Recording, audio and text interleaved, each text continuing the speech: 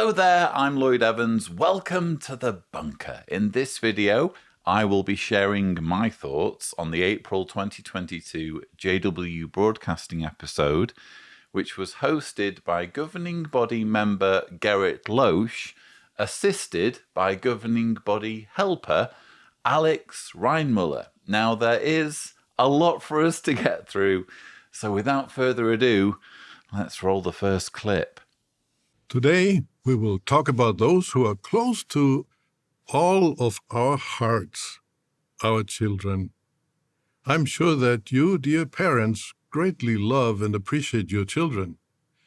What a privilege it is to have them. Think about it. There are millions of angels. However, angels were not given the privilege to produce children. When Jesus was on earth, he was not married, so he did not have the privilege of having children. But you parents have that privilege. What a treasure! What does the governing body want to tell you children? That we love you. We are so happy to have you with us, and we would like to help you to become and remain worshippers of Jehovah. You are like a beautiful gift, a special gift from Jehovah. Christian parents value and appreciate you children more than $1 million. How do we know? Because Psalm 127, verse 3, says that children are an inheritance from Jehovah. What does that mean? An inheritance is a very valuable gift that has been given to someone. Often the gift is from an older family relative. Jehovah views you children as a very valuable gift that he has given to your parents. He expects parents to take good care of this gift. He entrusts parents with the welfare and happiness of their children. And when parents do their best for you, it especially makes us happy when you children do your best to please and serve Jehovah. So right off the bat, we can see where this is going. This is going to be a talk about children, specifically about the need to indoctrinate children, to make sure that children are raised to be Jehovah's Witnesses. This is going to be a recurring theme in the April broadcast.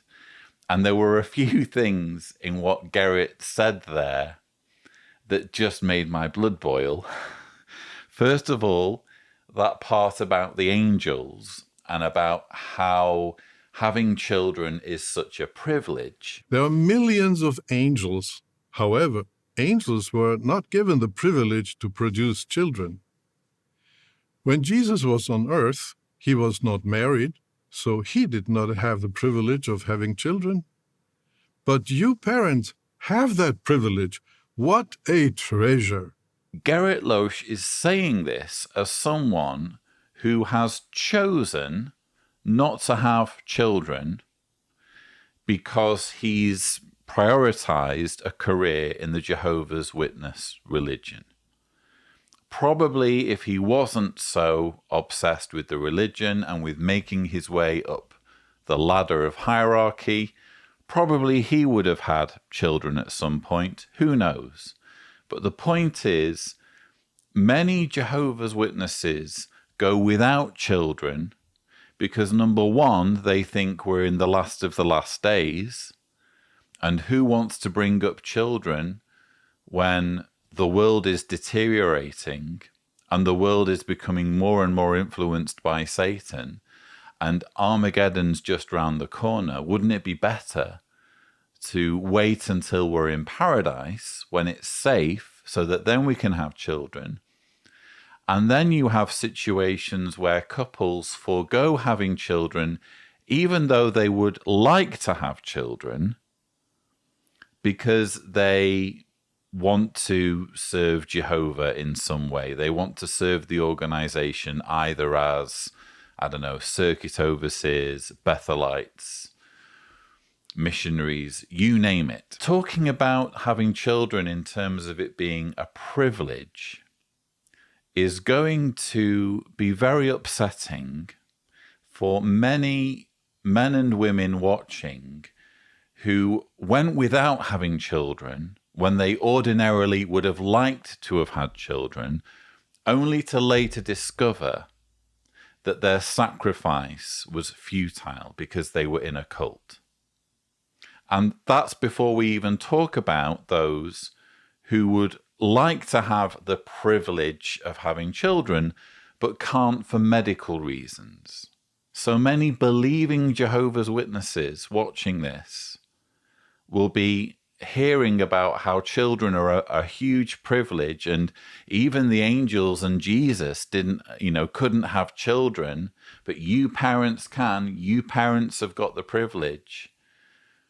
And if you are unable to have children for medical reasons, how are you going to feel listening to what Gerrit Lösch is saying here?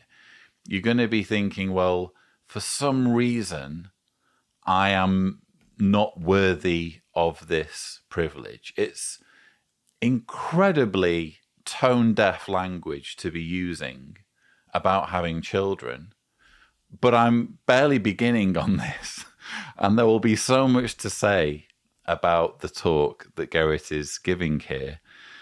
He also talks about how much the governing body loves children. What does the governing body want to tell you, children? That we love you. We are so happy to have you with us, and we would like to help you to become and remain worshippers of Jehovah. Well, two things there, Gerrit. First of all, you've got a funny way of showing children how much you love them when you put them in harm's way routinely, when you perpetuate and enact policies that make it possible for child abusers to go unpunished so that they can go on and amass more victims, more child victims who are being scarred for the rest of their lives because of what's being done to them by individuals whose details you are keeping on a secret database. And this isn't some conspiracy, by the way. This is all documented in the organization's own materials. They acknowledge in their guidance to elders and in their guidance to branch offices that they keep these records, including records on child abusers. They don't share these records automatically with the police. And this means that because the police are kept out of the loop, more children can be abused. And here you have Gerrit Lösch, the longest serving governing body member, who incidentally refused to attend a lawsuit where he was subpoenaed, claiming, what did he claim now? Claiming that he had nothing to do with Watchtower. Allow me to read part of his statement to the Superior Court of the State of California. We see there, under points 8 and 9, I am not and never have been a corporate officer, director, managing agent, member, or employee of Watchtower. I do not direct and have never directed the day-to-day operations of Watchtower. I do not answer to Watchtower. I do not have and never have had any authority as an individual to make or determine corporate policy for Watchtower or any department of Watchtower. Watchtower does not have and never has had any authority over me. That's what Gerrit Lösch said. In fact, we'll just show there the signature at the bottom so that you can see that he actually signed this. These were the cowardly, weaseling words of Gerrit Lösch in trying to get out of being made to appear before a court on a very, very serious matter involving the cover-up of child sexual abuse. I mean, think about those verses in the Bible about, being willing to give an answer to those who require one from you, and being called before kings and judges. And Gerrit Lösch, a governing body member, weaseled his way out by denying having any connection with Watchtower, denying directing it in any way, even though he's the longest serving governing body member. I mean, you could say that there were technicalities there, or he was, shall we say, splitting hairs with the exact terminology he was using. But let's face it, he was being very dishonest in his statement. And yet he has the gall in the latest JW Broadcasting episode to say, oh, we love children. We just love them so much.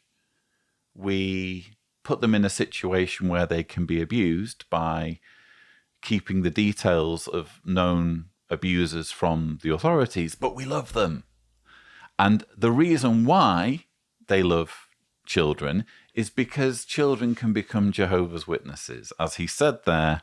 And we would like to help you to become and remain worshippers of Jehovah. Yes, that's what it's all about, isn't it? It's not about them as people. It's not about them as vulnerable ones who need to be protected, who need to be allowed to grow and develop in a safe environment. It's all about this production line of drones who can follow and serve the governing body. Gerrit Lösch is only interested in children insofar as children can become Jehovah's Witnesses. Let's face it, if a child does not become one of Jehovah's Witnesses, of what interest are they to Gerrit Lösch? They're going to get destroyed at Armageddon. So he's not remotely interested in children who refuse to follow him or accept his authority, or refuse to follow a path that leads to them as adults doing that. He is only interested in children for entirely selfish reasons. And then we get to this point about children being a gift. Jehovah views you children as a very valuable gift that he has given to your parents. He expects parents to take good care of this gift. He entrusts parents with the welfare and happiness of their children. This is the narrative that is repeatedly drilled into Jehovah's Witness parents and children. When a child is born, it's not that a new person has entered the world who can learn to think for themselves and follow their own path. What's happened here is two people, the two parents, have received a gift, or as it's put there, an inheritance. They have received an inheritance from God. So straight away, there's some kind of transaction taking place here. It's not just that a child has been born, a transaction has been made, so that there are expectations. I am giving you this gift, this inheritance, and it's not so much that you can do what you want with it. It's kind of a bit more like a loan. You're supposed to raise this child to serve and worship me. That's basically what Jehovah is supposedly telling parents. It's not the parent's child, or the child is not the parent's child. The child belongs to Jehovah. So the expectation is that parents absolutely must raise their child to be Jehovah's Witnesses. That's the only acceptable outcome whenever a child is born.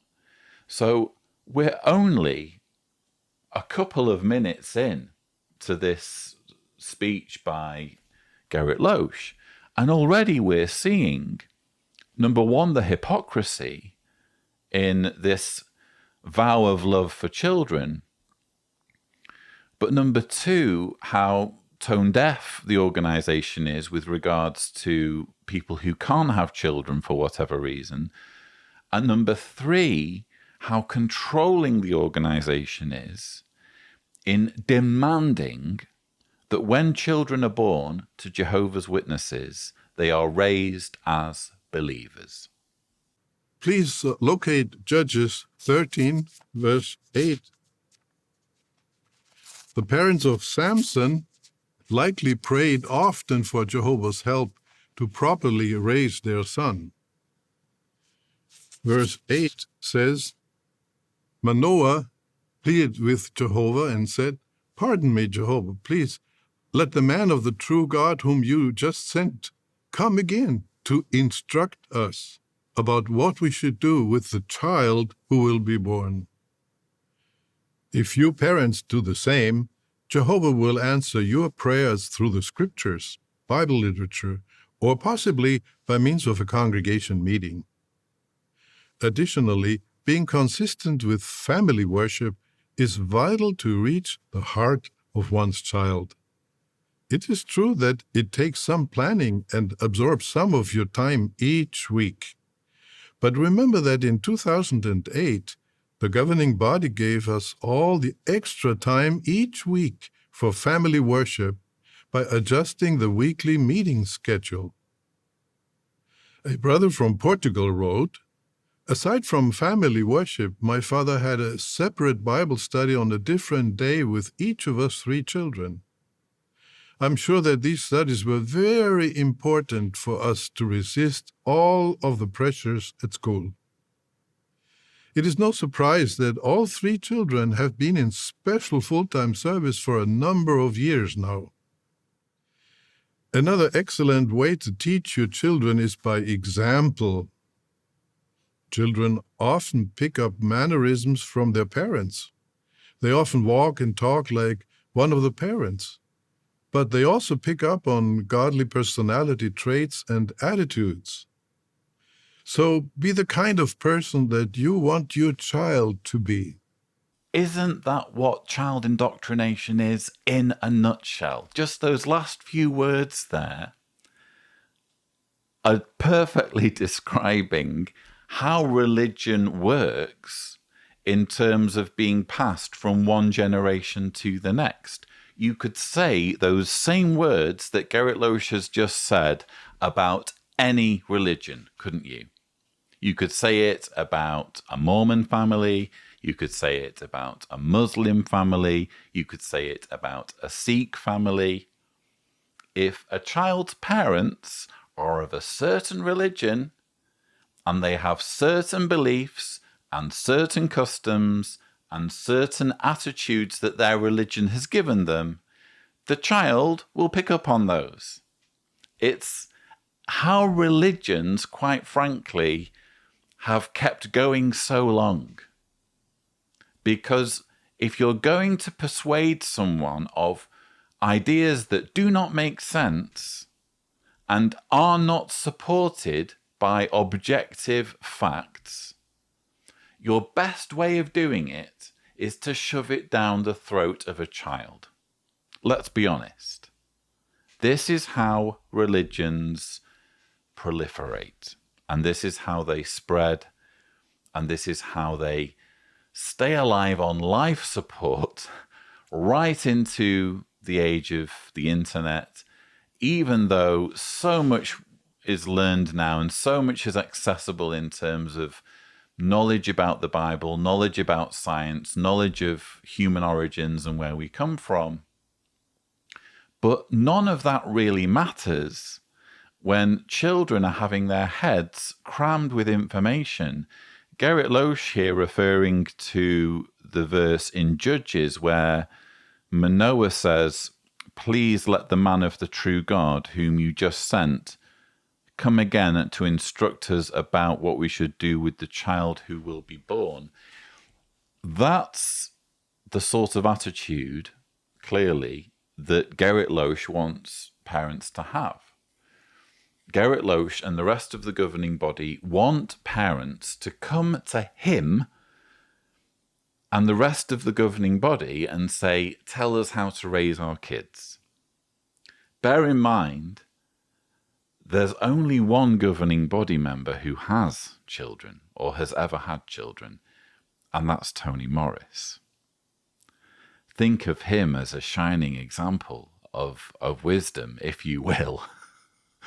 But for the most part, when we're thinking about congregation meetings and we're thinking about Bible literature, or specifically Watchtower literature, for the most part, it's written by people who are not parents.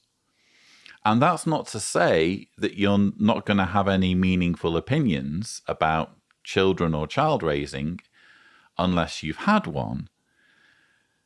But it's a problem, isn't it? When you have an organization with a very clear agenda of self-preservation, of pushing its dogma. Of course, they're going to want to do whatever it takes to fill the minds of young people with their ideas. And Gerrit Lösch is here, plain as day, saying, "Come to us for parenting tips. Come to me, Gerrit Lösch, for parenting tips. Never had a child, but I'm a governing body member. So how can my advice possibly be wrong?" And I found it very interesting when Gerrit Lösch said the following. But remember that in 2008, the governing body gave us all the extra time each week for family worship by adjusting the weekly meeting schedule. So Gerrit Lösch is here talking about family worship as being, quote, vital to reach the heart of one's child.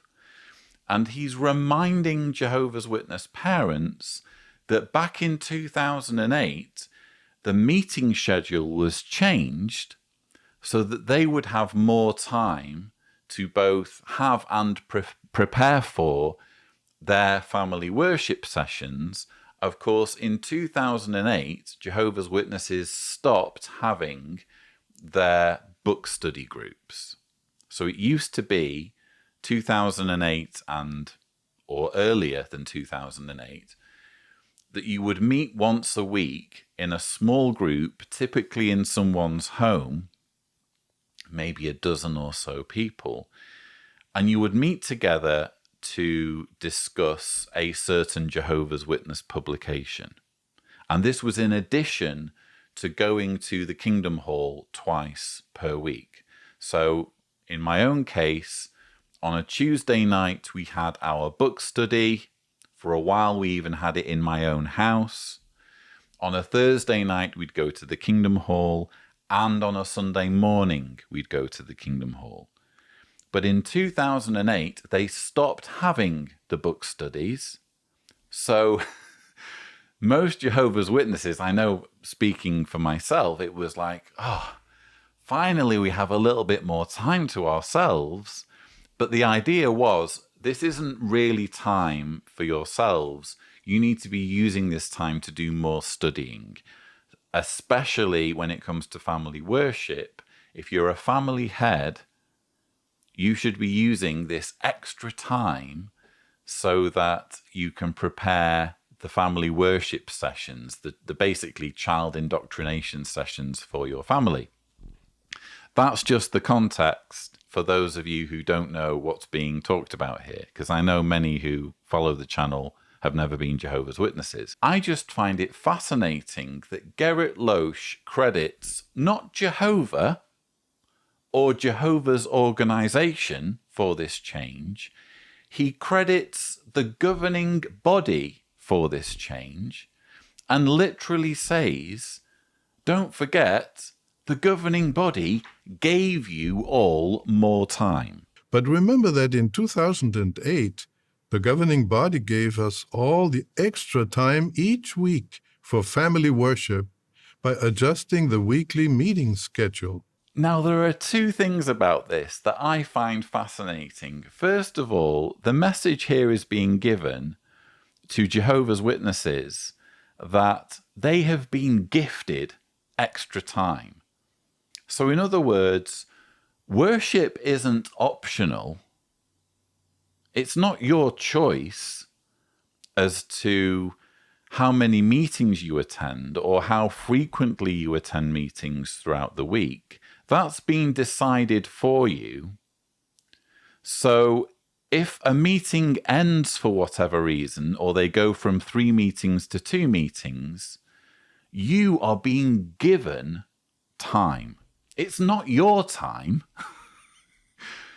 You've been given the time graciously by the governing body. Doesn't that say so much about the extent to which Jehovah's Witnesses' lives are controlled? Their time is not their own. Their time is dictated for them by the governing body so that it can be said by a governing body member, don't forget, we gave you more time. Back in 2008. Remarkable, isn't it? There's just so much arrogance at this point and so much complacency about how this language comes across that they're just open about it. Oh yeah, we gave you. This was our time to give you. It wasn't your time. You are our followers, and we will decide, thank you very much, how you spend your time. The other thing is crediting the governing body as bestowing this gift rather than referring to Jehovah. Wasn't this a problem for Moses? It reminded me of the verse in Numbers chapter 20, verses 10 through 12. Then Moses and Aaron called the congregation together before the crag, and he said to them, "Hear now, you rebels, must we bring out water for you from this crag?" With that, Moses lifted his hand up and struck the crag twice with his rod, and much water began to pour out, and the assembly and their livestock began to drink. Jehovah later said to Moses and Aaron, "Because you did not show faith in me and sanctify me before the eyes of the people of Israel, you will not bring this congregation into the land that I will give them." And this whole thing with Gerrit Lösch saying, the governing body has gifted you this extra time, it reminded me of this.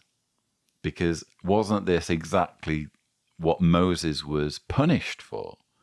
Moses wasn't allowed to enter the promised land because he struck the crag and the water came out, and he took credit for himself. He didn't say, Jehovah is giving you this water. He said, must we bring out water for you from this crag?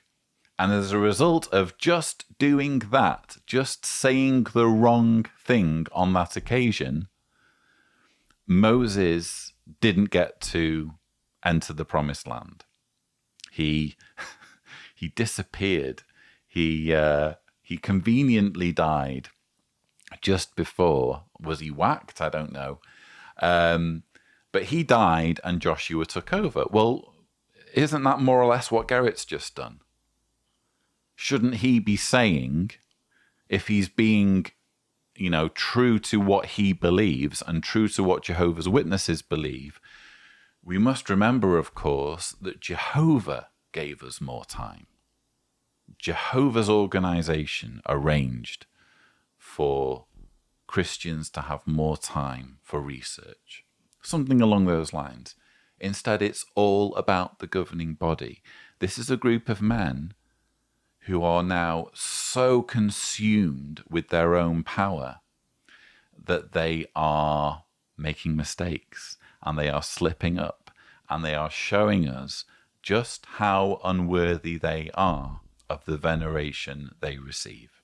But what can happen if after responding to your training from God's Word, your child is somehow exposed to bad association?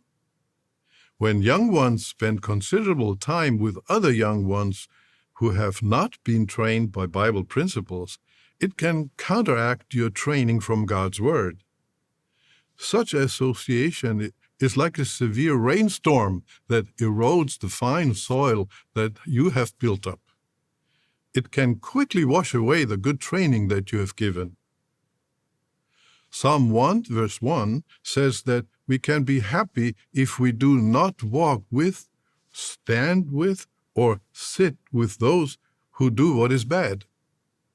And we could add to that, and to not text or email others who do not think wholesome thoughts. Help your children to choose good associates. We're watching the April 2022 JW Broadcasting episode, here being hosted by Gerrit Lösch. He's doing my work for me. I come on this channel and I make the argument that this is a controlling organization that is insular and makes it impossible for people to realize that they are being lied to by making sure that they can have no contact whatsoever with people on the outside who can think for themselves. And what happens? Gerrit Lösch says stuff like this and makes my point for me. It starts in childhood. It's not something where you grow up, you become an adult, and at that point you can decide for yourself who you hang around with or not. Gerrit Lösch is here telling parents, make sure your children don't hang around with non-believers. We want to keep them in our bubble of control. If they start hanging around with school friends who aren't believers, bad association, they might stop believing and we would lose our control over them. That's what this is about. And then he quotes this verse from Psalms. Well, let's see him do it. Psalm 1, verse 1 says that we can be happy if we do not walk with, stand with, or sit with those who do what is bad. And we could add to that, and to not text or email others who do not think wholesome thoughts. He is literally adding words to the Bible here, isn't he? The psalm talks about not walking with, standing with, or sitting with those who do what is bad. If people do bad things, don't hang around with them. That's the message that's given in the verse that he's quoting. And then he says, and we could add, we being the governing body, we, the governing body, can add to the Bible, because we are spokespersons for God, and the Bible alone is insufficient. Let's face it. We can't just be allowing the Bible to speak for itself. There are some things that the Bible never got round to saying, but don't worry, we're here to fill in those blanks for you. We could add to that, do not text or email others who do not think wholesome thoughts. What did it say in the Bible? Who do what is bad, who, in other words, have bad actions. And he's changing it because apparently the Bible can't speak for itself. The Bible is insufficient. God's word hasn't done its job properly. we're seeing this in the Doctored series. Hopefully Tibor will share a thumbnail to the first in the series. We're seeing examples of this organization showing so much contempt for the Bible that in multiple places, 20 that I've documented so far, they have changed the Bible either to make it more palatable or to fit in with their doctrine. That is not the sort of thing you do when you respect the Bible. If you respect the Bible as God's word, you let the Bible speak for itself and you let the chips fall where they may. If you don't have respect for the Bible, if you think that your ideas are more important than the ideas in the Bible, what you're going to do is you're either one, going to change the Bible, or actually these aren't mutually exclusive, you can do both. You're also going to say, actually, what this verse in the Bible says, we can add more to it. And that's literally what he does here. We can add, we the governing body can add, don't text or email others who do not think wholesome thoughts. Thought crime. It's not just about what you do. It's not just about whether someone's actions are bad. It's about the thoughts in their mind. It's about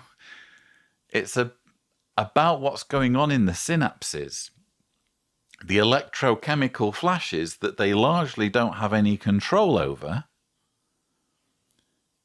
Are those wholesome according to what the governing body considers to be wholesome? Again, he's doing my job for me here, Gerrit Lösch. Thank you, by the way, Gerrit. Thanks for doing this so blatantly so that I don't have to convince anyone, because it's just there as plain as day. This is an organization that doesn't just control people by persuading them that all non-believers are bad association. It believes in thought crime, and it considers its own ideas and its own teachings to be more important than the ideas and teachings contained in the Bible. So many young ones around the world have responded to their parents' fine instruction and expressed themselves from the heart. Let me share a few experiences that demonstrate this.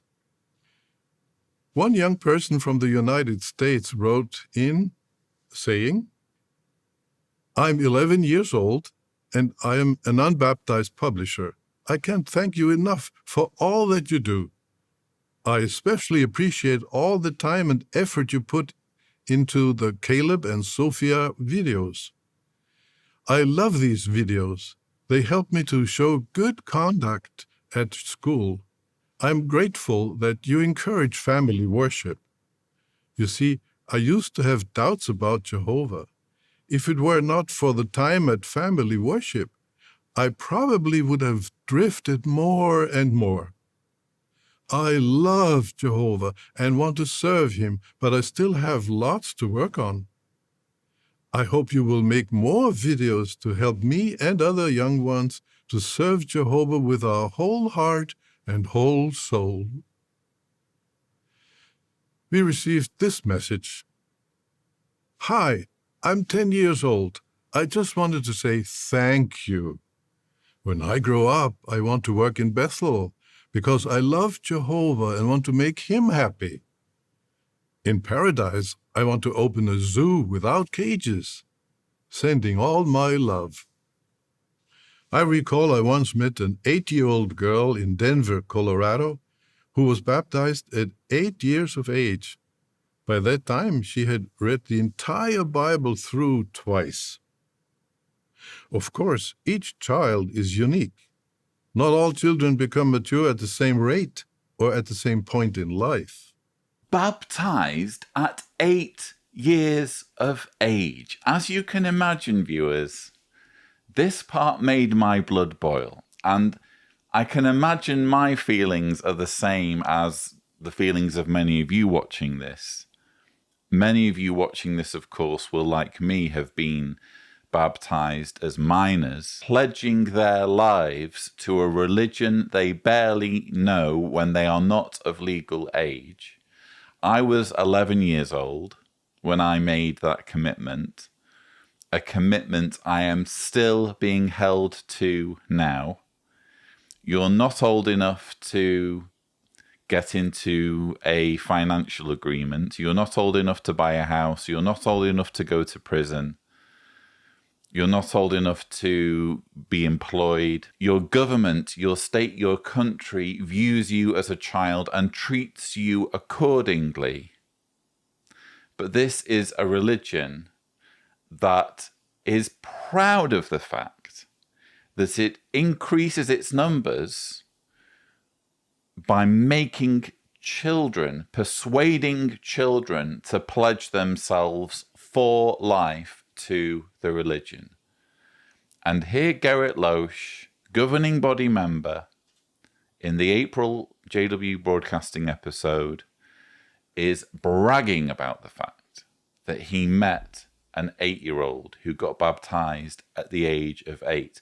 Actually, that's not the youngest in Watchtower publications. I've mentioned before an article in the 1992 Watchtower, March 1st, pages 26 and 27. In the summer of 1946, I was baptized at the International Convention in Cleveland, Ohio, although I was only 6 years of age. I was determined to fulfill my dedication to Jehovah. 6. You know, when you're baptizing children as young as 6, 7, or 8, why not go the whole way? You know, that would be my argument. Why not just baptize babies? What really is the difference? Because my Jessica, my oldest, she is now 7, and next month, as I film this, so it might have already happened by the time you watch this, especially if you're watching the sushi, next month in May, she'll be having her 8th birthday. So she will be the age that Gerrit Lösch is describing here. I'm here to tell you, viewers, she does not have a clue. I mean, she made the really sweet video with me about unicorns. So I guess she's quite committed to that worldview. But really, I mean, she, for example, at the moment is into Star Wars, but I think that's mostly because I am. It could be that when she's in her teens, she finds Star Wars repulsive. Who knows? She's not a finished person yet. She is in a state of flux as regards her emotions, as regards her interests, as regards her ideas. And what does it say about a religion that is proud of the fact that it exploits this state of flux, this state of vulnerability, in order to drive home its message? I found it interesting that one of these notes that was read out by Gerrit Lösch, which, by the way, could easily just be manufactured. I mean, we're not being given any names, we're not being given any details.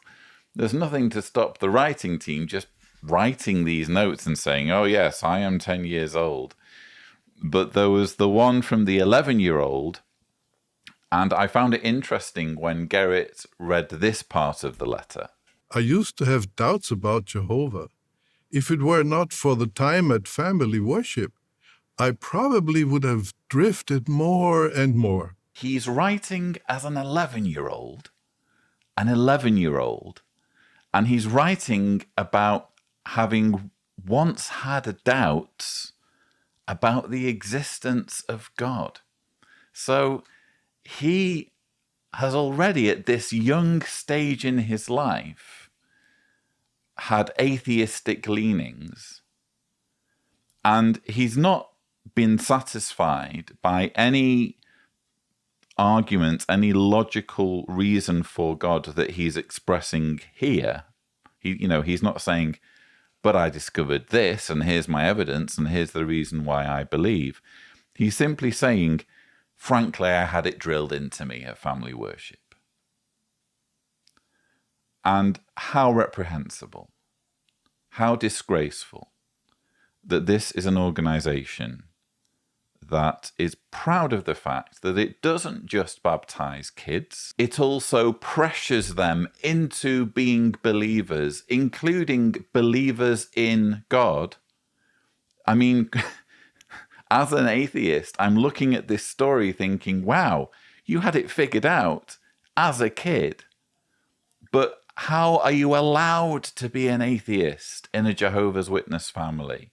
How is an 11-year-old Jehovah's Witness kid in a position where he can realistically go through life, go through his childhood and adolescence, saying, I doubt Jehovah's existence?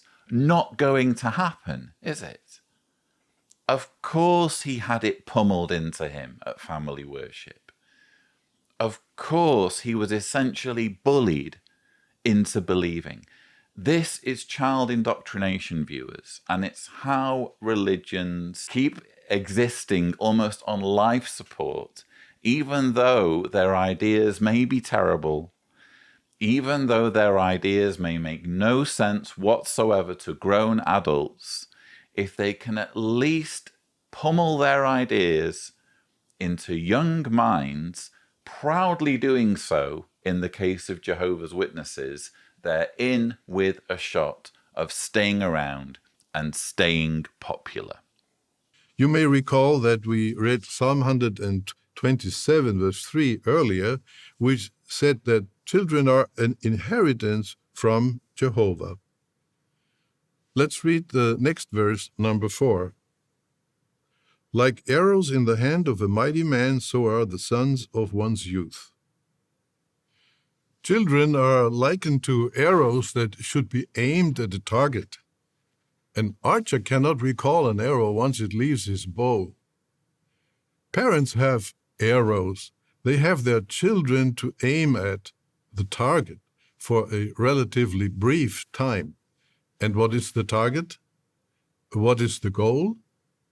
For your children to become wholesome, dedicated, and baptized servants of Jehovah. That's the goal. If you are a child being raised by Jehovah's Witness parents, your parents have an objective. It's not just to help raise you with love and with support and help raise you into a well-balanced, well-adjusted individual who can tackle life and make the most of their time on this planet. No. Your parents' goal is for you to become a wholesome, dedicated, and baptized servant of Jehovah. That's their goal. That's their objective. Or it should be the goal and objective of any Jehovah's Witness parent. Am I the only one who finds this absolutely grotesque? Again, shamelessly exploiting the vulnerability of children. And I found it interesting how Gerrit Lösch is zeroing in here on this verse in Psalm 127, verse 4, about arrows in the hand of a mighty man, so are the sons of one's youth. It's interesting that different cults can have a different interpretation of this verse. I once interviewed Ashley Easter, who is a former member of the Quiverful movement. And here is the part of our conversation about this particular Bible verse. So homeschooling movement, patriarchy movement, inside of that is something called the Quiverful movement, which usually comes along with the patriarchy movement. And it's this idea that you take the scripture from the book of Psalms in the Christian Bible that says children are like arrows in a mighty man's quiver. Blessed is the man whose quiver is full of them. I have to stop you there because we have the same, obviously we have the same verse because it's more or less the same Bible, but right. We take that verse. I say we, the Jehovah's Witness religion takes that verse and actually had a song based on it in a previous songbook called Children, Precious Gifts from God, based on Psalm 127, 3 and 4. And I'm going to trigger a whole bunch of people watching this video now.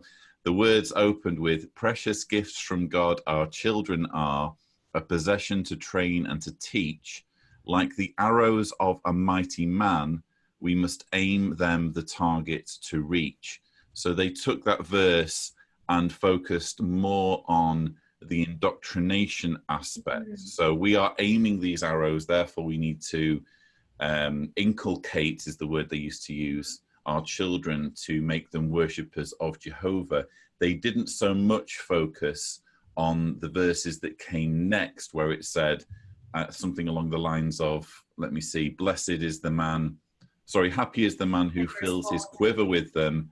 They will not be put to shame, for they will speak with enemies in the city gate. I didn't do too much reading up before we did this interview, but I just found it fascinating that two groups can take the same verse and focus on completely different elements, if that makes sense. Right, absolutely. So we would focus definitely on the kind of indoctrination side of things where there was a specific thing being taught, the patriarchy and this very fundamentalist view of Christianity. But yeah, then it would take it a step further and say, blessed is the man whose quiver is full of them. So a blessed man will have lots of children. So isn't it interesting how two different cults can take the same Bible verse and both arrive at different interpretations or place different emphasis on different parts of the verse? So for the quiverful movement, they have the interpretation which seems to be the intended interpretation. If you're an archer and you turn up on a battlefield to engage in battle with the enemy, you'd better have a full quiver of arrows.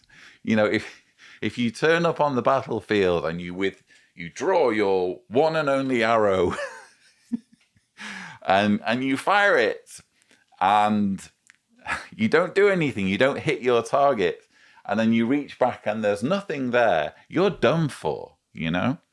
So the Bible verse, the psalmist here seems to be advocating for having lots of kids, quite obviously.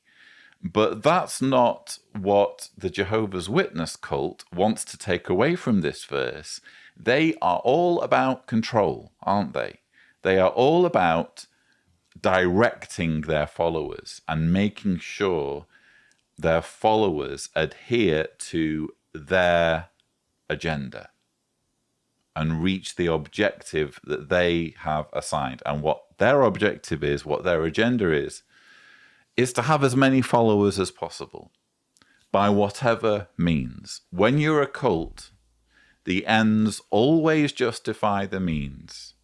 And people like Gerrit Lösch will never feel ashamed of the fact that he is using the vulnerability of children as a means to grow the organization. Again, what does it say? If you're a Jehovah's Witness watching this, please just think about this for a moment. If it's really the truth, why are Jehovah's Witnesses resorting to such shady tactics of child indoctrination? Why not wait until a person is an adult with critical thinking skills and they've grown through life, they've had experiences, they've developed their ideas, they've developed who they are as a person, they are in a position to make an informed choice about things? Why not wait until they are at that point before you sit them down and say, by the way, good news, it just so happens through the lottery of birth that you have been born into a family that follows the one and only true religion on earth. Amazing coincidence, isn't it? Anyway, here are all the things that you need to believe. If you need any time to reflect, or if you have any questions, we're here for you. Why don't Jehovah's Witness parents do that? Obviously, because the ideas that they are pushing on children, which were also in many cases pushed on them as children, are silly, are nonsensical ideas that only begin to make sense when they are pushed on people in a vacuum of critical thinking, when people are vulnerable, when people are impressionable, and when people are still growing as human beings. The Watchtower once commented, "It has been said that raising children is a 20-year project, but parents never really stop being parents." Among the very best things you can give to your children are love, time, and Bible-based training. Yes, endeavoring to reach their hearts. Admittedly, each child will respond differently to the training. However, many who have been raised by parents that love Jehovah feel like Joanna Mai, a sister in Asia. She says, "Looking back on the training I received from my parents, I am so thankful that they disciplined me and taught me to love Jehovah. They did not just give me life, they gave me a meaningful life." And there are millions of adult Christians who would express similar sentiments of appreciation. Parents, take care of your inheritance, your precious children, by training them and reaching their heart. Thank you for those encouraging comments, Gerrit. I especially appreciated all the comments from the young ones. Yeah, those comments from the young ones were really awesome, Gerrit. They probably just could have done with a bit more cowbell. Guess what? I got a fever. And the only prescription is more cowbell. Sorry, I just couldn't resist putting the Christopher Walken in there, because Alex Reinmuller, for me, he's a budget Christopher Walken as far as I'm concerned. His way of speaking is so similar. And isn't it cringeworthy the way they interact together on stage? I actually missed in this rebuttal the very first part right at the beginning where Gerrit introduces Alex Reinmuller. It's all so fake and synthetic and wooden and cringeworthy. Alex Reinmuller here doing his best, but he always tickles me with his particular way of talking, which I guess he can't help, which for me is always reminiscent of Christopher Walken. Anyway, let's talk instead about what Gerrit Lösch has just been saying and about his horrendous sermon in general. Again, a sermon that is all about child indoctrination, in fact, celebrates child indoctrination. And we had, just in these concluding comments, the following. The Watchtower once commented, "It has been said that raising children is a 20-year project, but parents never really stop being parents." Parents never really stop being parents. Is that so, Gerrit? Well, I think there are many people watching this rebuttal whose experience is different. My experience is certainly different when I think about my father, who is shunning me and has been shunning me since I left the religion. He very much stopped being a parent then. And it reminds me of the recent video that was put out featuring Tony Morris, the morning worship that I covered in Taking on Tony. A thumbnail will appear if Tibor is gracious, in which Tony had the gall to lament parents who neglect their children, not seeing the obvious similarity with what is expected of Jehovah's Witness parents when a child gets disfellowshipped or disassociates themselves. In those situations, I'm sorry, but parents very much stop being parents. You know, people like my father could say, oh, well, I still love Lloyd. Parents who are shunning their children might convince themselves in some way that they still have love, or that their shunning of their child is somehow an expression of love. Nonsense. The way you show love for someone is by being in their lives and by actually showing you care, so that it's not just a verbal thing. Words mean nothing when you are treating someone as though they don't exist. So Gerrit's use of this particular Watchtower quote grated heavily on yours truly. There was also the part immediately after where he said, among the very best things you can give to your children are love, time, and Bible-based training. Yes, endeavoring to reach their hearts. well, thanks for that unsolicited parenting advice, Gerrit, coming from someone who is not and never has been a parent. I'm sorry, this is one of the most infuriating things about this organization. So much of what we're hearing is being given to us by individuals who do not know the first thing about parenting or the first thing about raising children. And this is in no way to decry those who, for whatever reason, have never had children. Perhaps they may have wanted to have children, but they haven't been able to for medical reasons or because of fulfilling the expectations placed upon them by the Jehovah's Witness organization. And their opinions matter when it comes to raising children. Don't get me wrong. But it's another thing entirely to lecture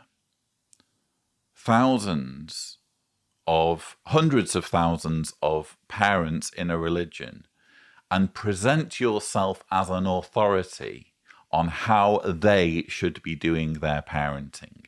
And that's what Gerrit Lösch is doing here. He gets the first two things right.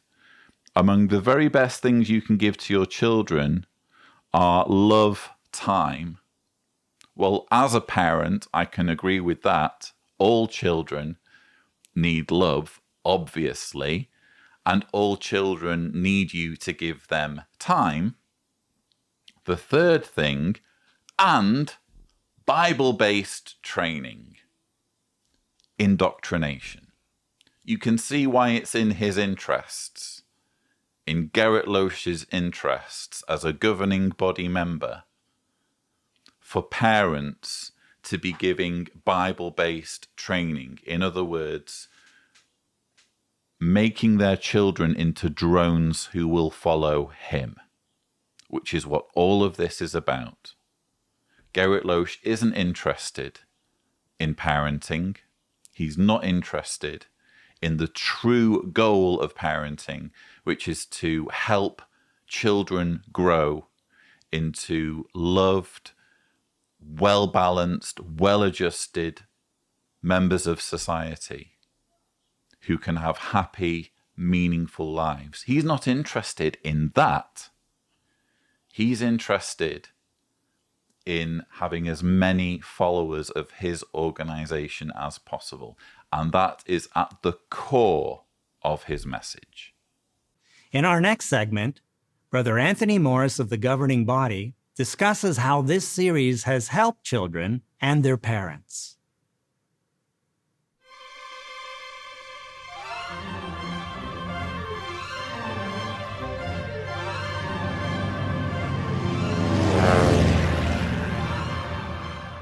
It's hard to believe it's been almost a decade since that first release in 2012.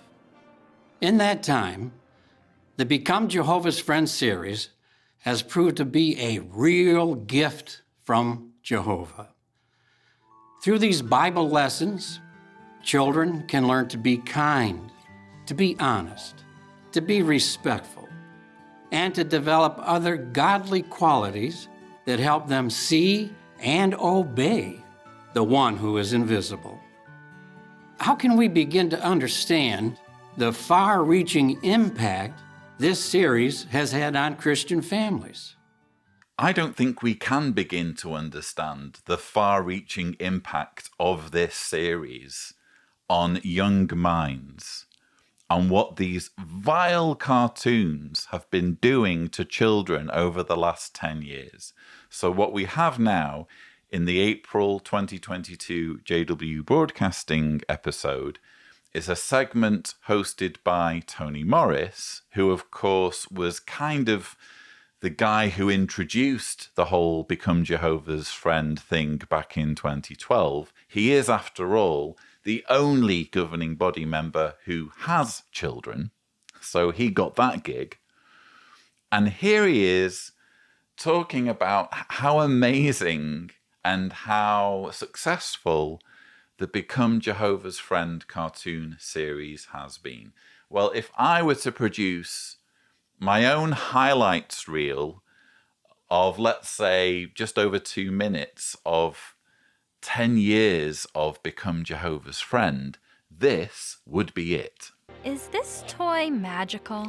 Mm-hmm. Caleb, who likes magic? Jehovah or Satan? Satan. Right. Magic is bad. That's why Jehovah hates it. Do you really want to play with something that Jehovah hates? Why should we pay attention at the meetings? Imagine if Noah didn't pay attention when Jehovah explained how to build the ark.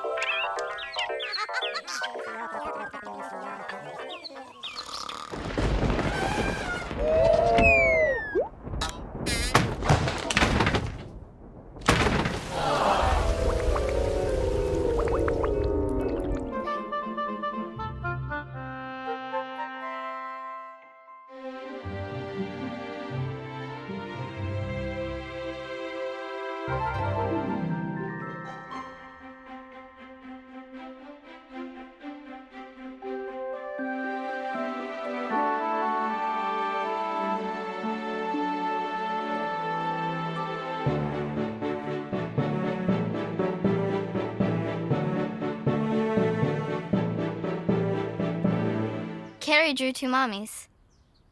She told me they're married to each other. My teacher says that all that matters is that people love each other and that they're happy. Well, people have their own ideas about what is right and wrong. But what matters is how Jehovah feels. He wants us to be happy, and he knows how we can be happiest. That's why he invented marriage the way he did. You mean 1 man and 1 woman? Exactly. What happened?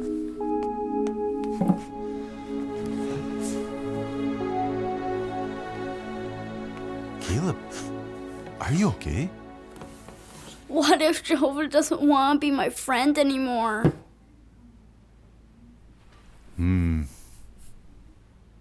Jehovah wants to be your friend. But if you did something bad, he wants you to tell. This is the sort of disgusting propaganda that has been thrust on young minds over the last 10 years in these appalling Caleb and Sophia Become Jehovah's Friend videos.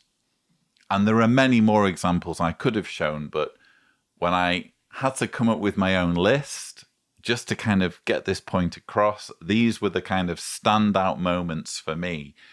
You have right at the beginning, or lesson 2, a child being shamed into putting his wizard toy in the dumpster because apparently Jehovah hates magic and it would make Jehovah sad for him to play with a wizard toy.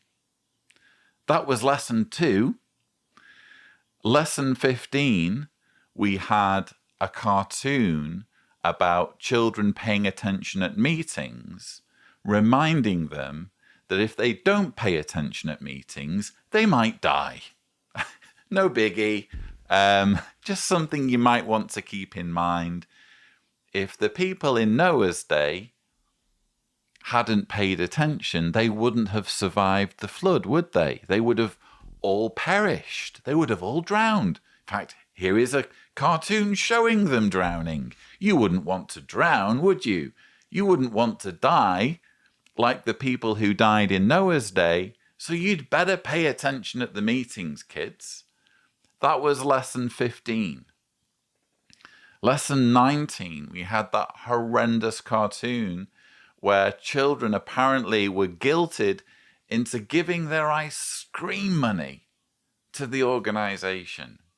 They can't just enjoy having an ice cream without thinking about spending their money more wisely on Watchtower, on propagating cult materials, on helping an organization manipulate the masses.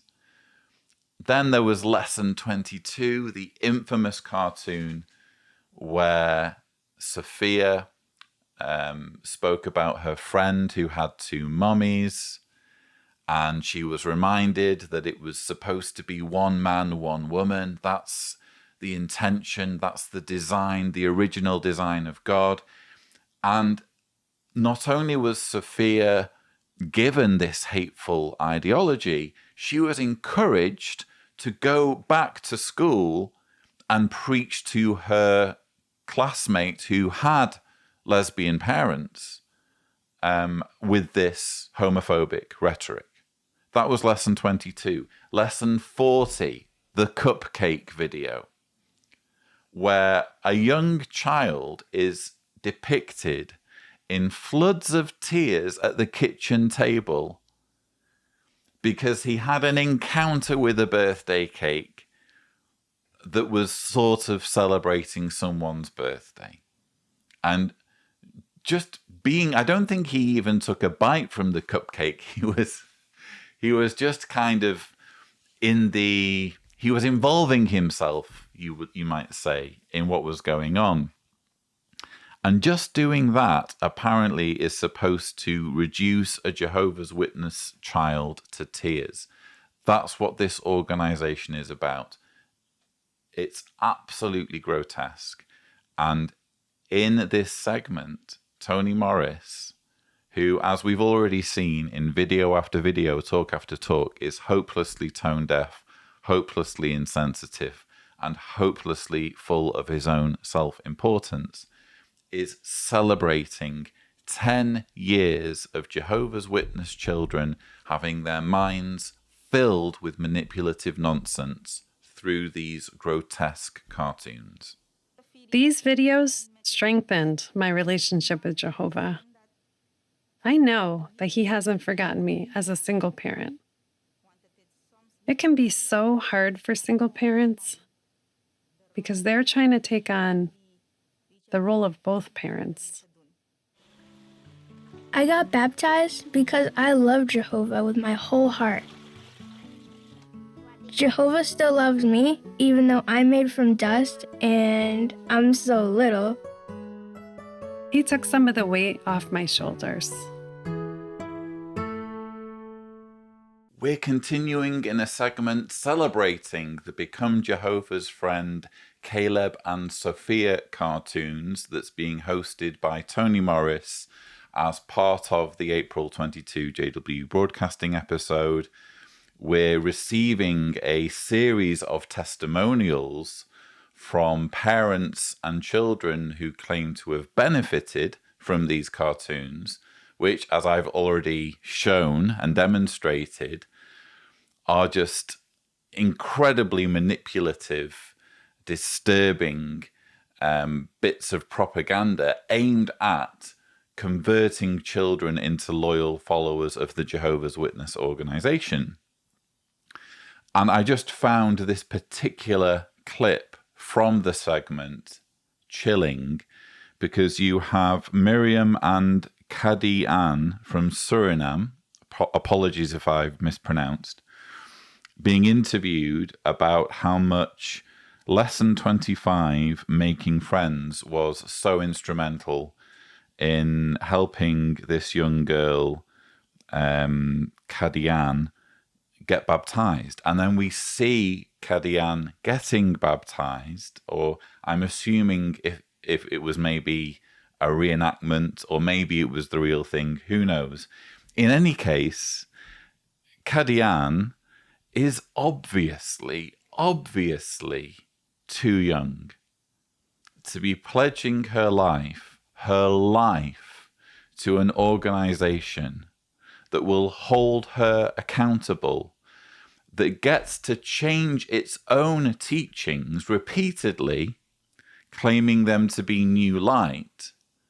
So the religion itself can change, but Kadian's dedication to the organization has to remain the same. Kadian has no choice now for the rest of her life but to adhere to an organization that is in a constant state of flux, both organizationally and theologically, to the point where her mother, who we see being interviewed here, will be forced to shun her if she ever changes her mind, if she ever decides, actually, I don't believe this, which is a strong possibility given the fact that they've dunked her when she's still growing as a human being.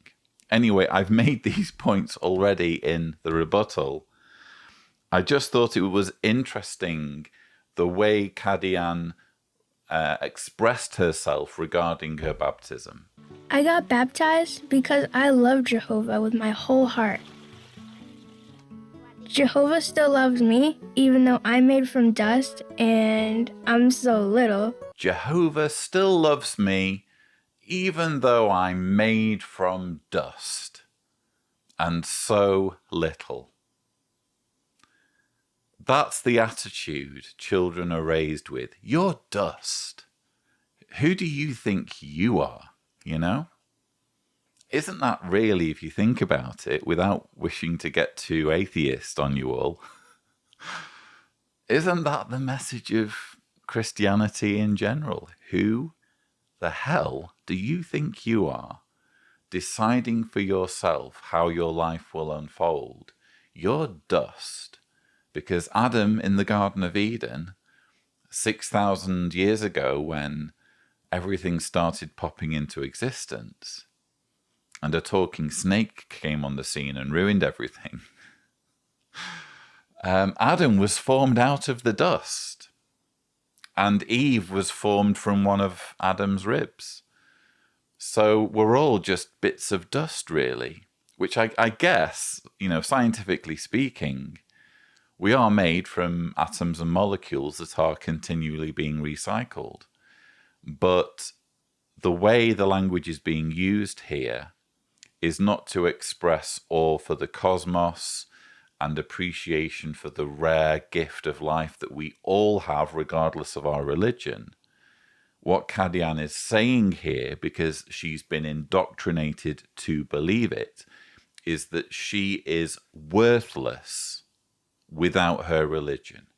She is dust. And the only way her life can have any sort of meaning is if she becomes a Jehovah's Witness. Laura, our middle child, was perfectly healthy until she turned 4 years old. That's when she was diagnosed with a rare tumor in her central nervous system. Unfortunately, when the treatment was over, Laura passed away. Even while she was sick, she just loved watching the videos. Her favorite one was Let's Go in Service. This video really made her want to talk about Jehovah. During the time that she was receiving chemotherapy treatments, which lowered her immunity, we couldn't even leave the house with her. But sometimes we'd bring her to get a checkup or get an exam done. And the doctor would say that everything was fine for now, that her immunity was okay. And the very first thing that she'd say to the doctor was, "So I can go in the ministry, right?" And the doctor would laugh and say, "Sure you can." And our family would take advantage of those times to go and field service together, as a family, all together. That made Laura so happy. I have genuinely mixed feelings about this, because we're dealing here with the death of a beautiful little girl, and Ricardo and Carolina have my deepest and most profound sympathies and condolences. It's the worst nightmare of any parent for this to happen. It's wow. And I feel like I've been through some pretty difficult situations in my life. But one thing that always kind of comforts me is, well, it could be worse. And that's not to invalidate, the pain of what you're going through, but just the very most fleeting thought of losing one of my children, it's just unthinkable.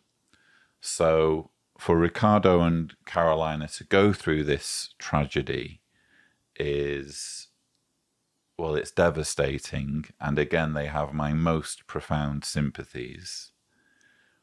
That said, I have to object to the way their story is being used, to the way the memory of their child is being used. I find it disturbing that during Laura's final moments on Earth, her final moments of life, the propaganda she was watching in the Become Jehovah's Friend, Caleb and Sophia cartoons was making her believe that what she needed to be doing was going out and recruiting people for an organization. I think there are much better uses of that time than doing that. At least when she was doing that, she was with her family. So I guess you could say, irrespective of exactly what it was she was doing, at least she was surrounded by her family. She was surrounded by loved ones. And that's the most important thing. But I just cannot help but feel it leaves a bad taste to think that that's how a dying girl was spending her final hours or days of mobility, was going round and working for this organization and helping or trying to help recruit people by manipulating them, by giving them material that is manipulative. So that's, I suppose, all I really have to say on this particular story. I do think that we're seeing a pattern as well of stories like this being used as emotional leverage. As I've repeatedly said on this channel, you can bypass people's need for logic and reason and sound argumentation if you can go right for the emotions. If you can give them a human story that they can relate to, you can effectively trick someone into thinking, well, you ought to be like that person because they are sticking with the organization despite going through this trial. That's the trickery that goes on. And we've seen it done before.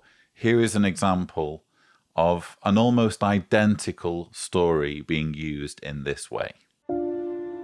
Felicity was a bright, vibrant little girl. She was a beautiful kid. She really was. She embraced the fact that she was ill. She was confident and courageous, knowing that Jehovah would resurrect her. Felicity really enjoyed the privilege of being invited to share in the February broadcast of 2016. But sadly, just a few weeks later, Felicity passed away. When you watch a child die in her mother's arms, it's the most saddening thing you'll ever see. The pain and the sting of death is so strong. But after some time, as time goes by, the sting starts to fade a little bit into, I just really miss that person. Felicity often said that she felt the best when she was in the ministry because she didn't focus on her own illness. And since she's died, we can truly understand what she meant by that. So it's almost the exact same story. We have this desperately poorly little girl, a little girl who is dying, and she's been convinced that the way she needs to use her final days is to promote an organization. And as if that weren't bad enough, her memory, Felicity's memory in this case, is used as emotionally manipulative propaganda to keep people trapped in a belief system that is abusive and manipulative. And that's what I find disgusting. I, again, completely empathize with Ben and Veronica in this case, and with Ricardo and Carolina. The worst thing that could happen. I just feel as though if they were to ever wake up, if they were to ever realize that they are being lied to and they were manipulated into lying to their children, they may feel very differently about their involvement and participation in this propaganda. It does us good to remember why the Become Jehovah's Friends series was created. These videos were not designed as mere entertainment to simply pacify children for a short period of time. These lessons were designed to help children build a relationship with Jehovah so they can live and serve Him forever. Jehovah loves children. That love was evident in how His Son, Jesus Christ, treated children. The governing body shares that love as well. Also, Jehovah loves Christian parents.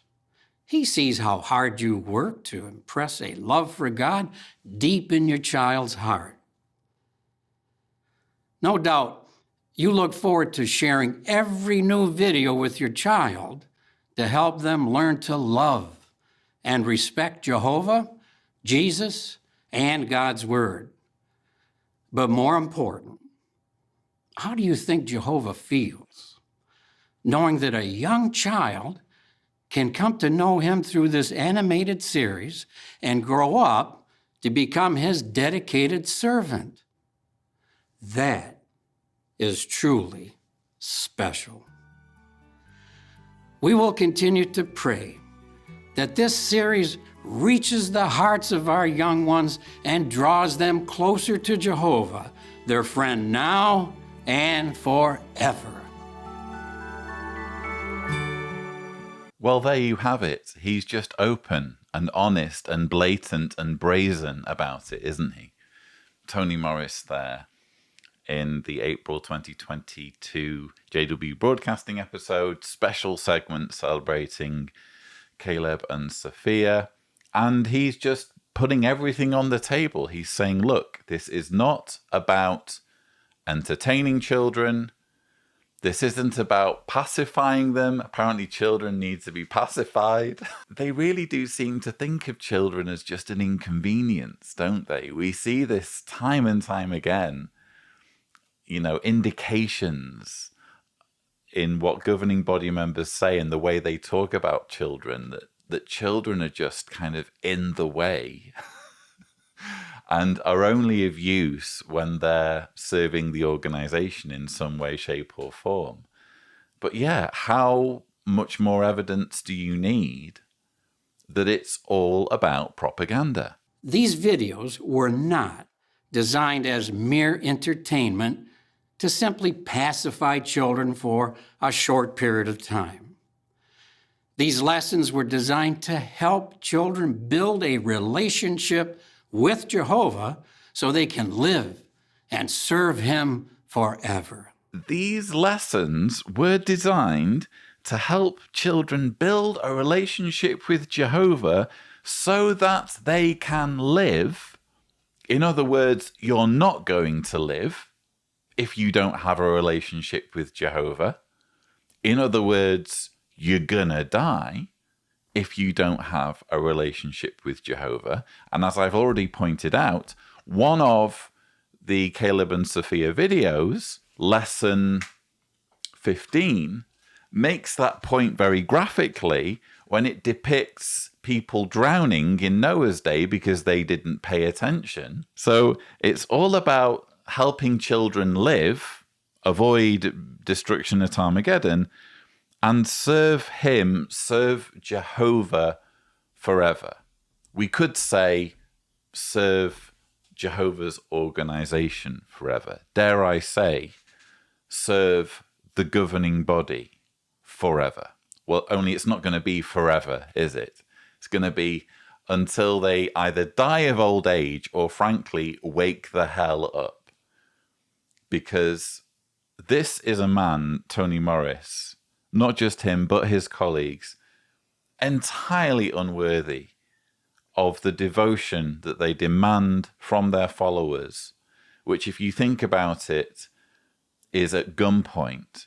He said there, this is also that people can live. He's threatening people, he's threatening children with death if they don't accept his authority. And he's blatantly admitting that these vile cartoons have nothing to do with entertainment. They're all about indoctrination. And then he has the gall to say, Jehovah loves children. That love was evident in how his son Jesus Christ treated children. The governing body shares that love as well. The governing body loves children. Right. Yes, we see ample evidence, don't we, of the governing body's love for children in the secret database that it keeps of child predators, details that do not get handed over to the authorities. 1,006 predators in Australia amassing 1,800 victims, according to the findings of the Australian Royal Commission. Not a single case passed on to the authorities. What love was shown there for children. Keeping child abuse covered up on such an unfathomable scale, and that was just Australia. We have no idea. Well, we have some indication. I have done extrapolations of how many thousands it's likely to be in the UK, in America. But we are talking about an obscene amount of abuse. We're talking about one of the biggest cover-ups of child sexual abuse in history, because what other organization is keeping these records in so much detail and, again, just sitting on it, just not allowing the police to intervene? And Tony Morris here has the gall, knowing about all of this, knowing about how they refuse to involve the authorities and will do everything they can to get out of reporting, including leaning on clergy penitent privilege, leaning on provisions that were envisioned for Babylon the Great, for the Catholic Church, petitioning the Supreme Court for their right to keep certain communications about child abuse secret. This is all on record, by the way. You can research all of this. We've covered it on the channel in the Watchtower in Focus JW Watch series. It's just there and it's blatant. There's no hiding it.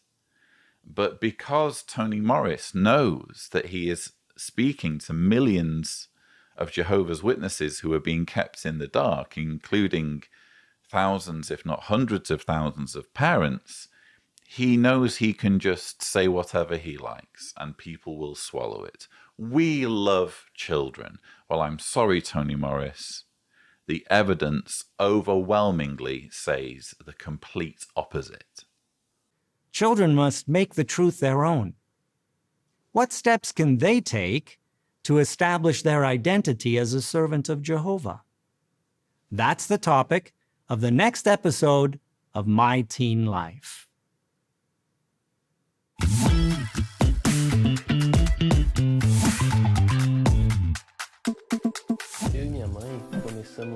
Me and my mum started attending meetings and studying the Bible when I was 5 years old. When I was 13, I decided to get baptized. I decided to dedicate my life to Jehovah when I was 14. To me, Jehovah is a wonderful God. He's not just a friend you can count on, but also a father. I don't have a spiritual father here on earth, but I have Jehovah as my father. It was always something that I had in mind, to let the truth convince me that not to serve Jehovah just because my family does, to serve Jehovah because of the love I feel for him. Having that clearly in mind is very important and will make all the difference when a problem arises or we have to deal with something in the future. Some of the truths that convinced me that Jehovah was really my God were mainly basic truths. I believe that they're like the foundation of a house.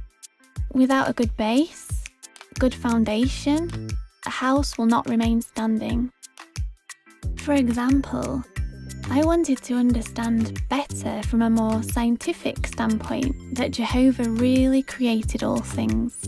So I read a lesson from the brochure Origin of Life.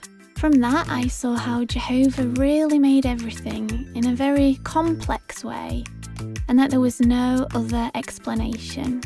It was doubts like that that moved me to study the Bible more and helped me to build a better friendship with Jehovah and to be more convinced that he was the true God. We're watching the latest installment in the hotly anticipated series, My Teen Life. So this is episode 4, Who Am I? Reminds me of that scene in Zoolander. Who am I? I don't know. Anyway, this whole series seems to me, as I've repeatedly said, to be just an attempt at mimicking YouTube. Because, for example, in the case of Tainara, I've probably mispronounced the name, she sat there on her bed, the same way as most YouTubers would film in their bedroom. I think the same can be said there for Alex as well. They're both in settings that are typical of YouTubers. The difference, as I've said before, between an authentic YouTube video where someone is sat in their bedroom vlogging and what we're seeing here is that these individuals are not speaking authentically. They are being told what to say. They are not allowed to say certain things. They're not allowed to express doubts. It's all heavily manicured propaganda. And what really stood out for me was where they again take a pop at evolution or try promoting creationism. I wanted to understand better from a more scientific standpoint that Jehovah really created all things. So I read a lesson from the brochure Origin of Life. From that, I saw how Jehovah really made everything in a very complex way, and that there was no other explanation. There was no other explanation. It simply had to be the Garden of Eden. It simply had to be. And I realize I'm going to be offending lots of people watching this who are Christians. Although I don't think all Christians take the Eden story literally, by the way. I think you can be a Christian and not take a literalist interpretation of the Garden of Eden story. But there's no other explanation, apparently, other than that if we were to travel 6,000 years back in time to a certain part of the Middle East, we would be able to witness giraffes popping into existence, hippopotamus, poof, alligator, poof, monkey, poof, humans, poof, just popping into existence. That is the only explanation for how life came to be. 1 minute, there is no armadillo. And then the next second, boom, there's an armadillo. Fully formed, hasn't evolved. God has just decided that in his universe, and particularly on this planet Earth, there needs to be armadillos. So he's just, there it is, magic trick. That's the only explanation. Scientifically speaking, of course, because that's the context that we're being given here. What was her name? Tainara wanted a more scientific viewpoint, and her approach to pursuing a more scientific standpoint wasn't to speak to scientists, wasn't to learn about biology and hear from biologists. It was this. It was this brochure, The Origin of Life. Tainara decided to get her scientific standpoint from a piece of creationist propaganda, which, by the way, if Tibor is gracious, we'll see a thumbnail, has already been debunked on this channel with the help of Professor Gerrit Lösch, who really does know his stuff and really does study biology and knows about biology. Dr. Coyne was kind enough to go through this brochure with me and another brochure, similar one, that's also touting creationism, and just debunk claim after claim after claim that is made by people who clearly do not know anything about science and obviously have never exposed themselves to arguments against the creationist viewpoint. And that's the source, that's the scientific standpoint that young people are being encouraged to pursue in this video. When I was 17, I found out that my mum had cancer. It was a heartbreaking situation. Suddenly my life was turned upside down. Had to learn how to care for our home, how to cook, how to care for someone sick, and how to give emotional support to that person. The biggest challenge I faced when I was a teenager was when my parents got divorced and then my mum stopped serving Jehovah. At that time in my life, I was 15, 16 years old. At that age, you need a lot of support and guidance from your parents. It was a time when I didn't get that guidance, that support. My mum was my best friend, and I lost her. She was always so loving. She always helped me. She always read the publications with me. We loved to study the Bible together. We don't know when problems will suddenly come up. So it's important that we take Jehovah's side before the challenges, before problems arise. It's very important to make the choice to serve Jehovah, no matter the situation we face.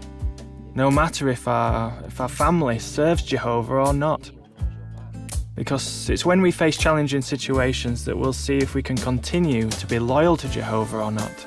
No doubt about it, I'm very proud to be one of Jehovah's Witnesses. Jehovah can help us in amazing ways. He's our friend, our father, our comforter, and it's really good to be friends with a God that is so powerful and to have the chance to defend his name.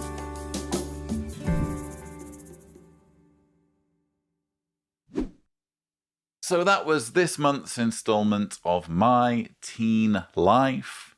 Again, the theme, who am I? And we have these two young people from Brazil. Again, in my opinion, feigning doing a YouTube format video where they're sat in their bedrooms. It's just different because they're parroting Jehovah's Witness propaganda. They're giving the Jehovah's Witness spin on everything.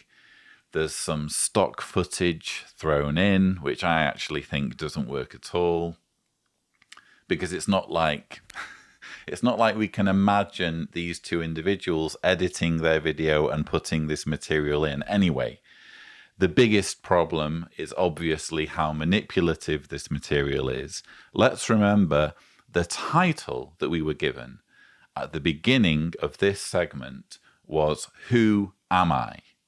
So almost like an existential question of who am I as a person?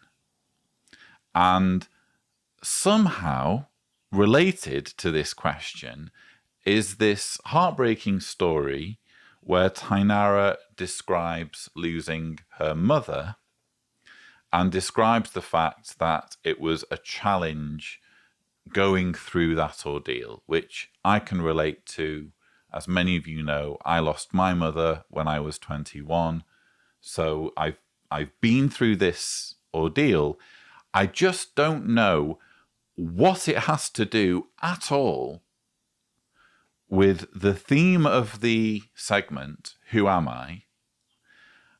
Or I'm frankly clueless as to what it has to do with proving the Jehovah's Witness religion to be true. Anyone can lose someone in any religion. What does that have to say about the legitimacy or validity of your religious beliefs? Because someone in your family has died and you've had a hard time dealing with it.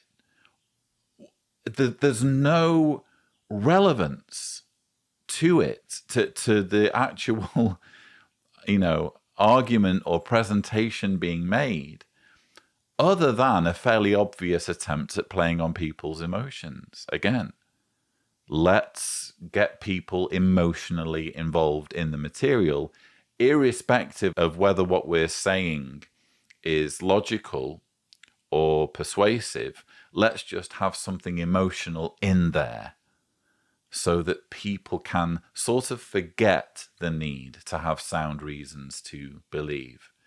And to make it really obvious what this whole series is about, we see towards the end there Alex say, "It's very important to make the choice to serve Jehovah no matter the situation we face. No matter if our family serves Jehovah or not." And this is again supposed to be Alex being authentic and keeping it real. He's in his bedroom sharing his thoughts, YouTube vlogger style. And this is what he really wants to share with the world. I think it's more obvious that he has been chosen, handpicked by the producers and told what to say.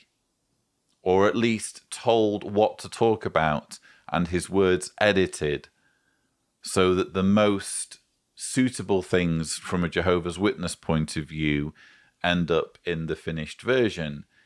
And when he says it's very important to make the choice to serve Jehovah, I would say, Alex, how is it a choice?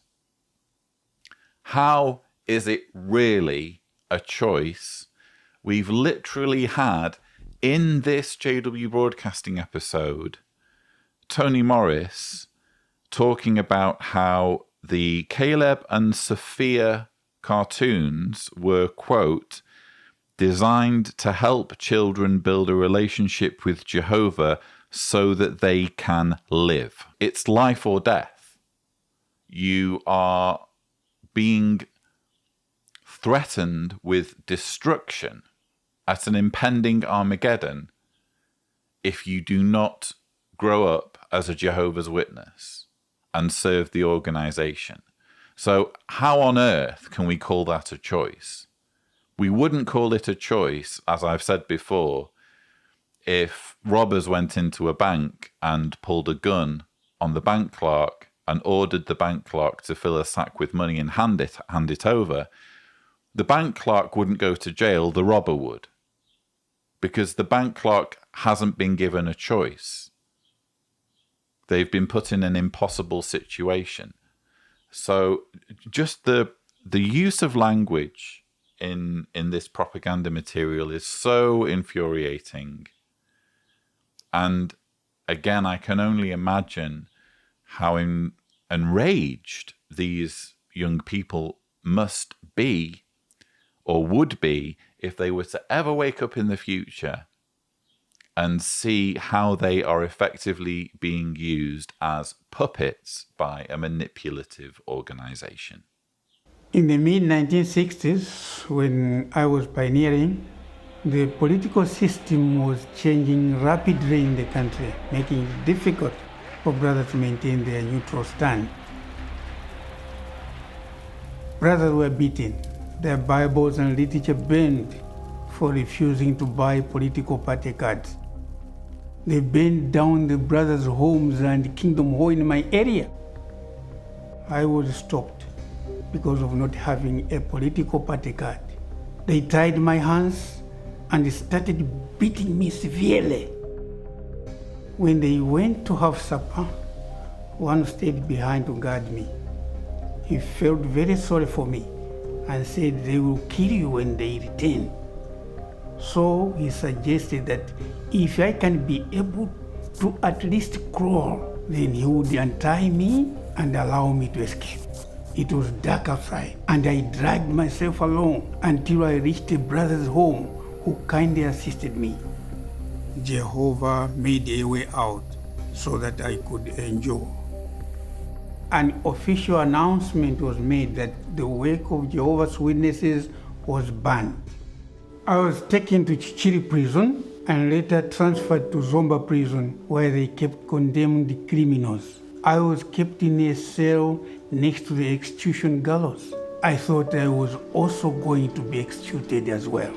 Jehovah calmed me, and remembering Romans 8:38, I was convinced that even death would not separate me from God's love. When I was released, I was so happy to be with Violet, my wife, and the children. But because it was extremely dangerous to stay in Malawi at that time, we had to go to Mozambique in Mlangeni camp, where we spent 3 years as refugees. We were permitted to have Bibles, songbooks, and other publications. When we look back at what happened at Mlangeni camp, we see that it was Jehovah helping us to prepare for the things ahead. We had to memorize scriptures and also kingdom songs. For the scriptures, for example, in 1974, the year text was taken at Habakkuk 3, verse 17 and 18. And verse 18 says that, "Yet as for me, I will exult in Jehovah. I will be joyful in the God of my salvation." We didn't know how helpful this text would be in the future. We're hearing the story of Baston Nyirenda from Malawi as told in the April 2022 JW Broadcasting episode. Long-time viewers of this channel know exactly what I'm going to say here, because we're talking about the persecution of Jehovah's Witnesses in Malawi during the 60s and 70s. This is something that is brought up in the book Crisis of Conscience by Raymond Franz. It's one of the worst scandals in Jehovah's Witness history that the organization has masterfully covered up, so that you can only find out about it once you give yourself permission to start looking at apostate sources. Basically, there was a huge double standard at this point in the organization's history, so that whereas Jehovah's Witness men in Mexico were allowed to bribe officials to receive a Cartier card, that meant that they were effectively enlisted in that country's reserves in the militia, just so that they could travel and find it easier to get employment and that kind of thing.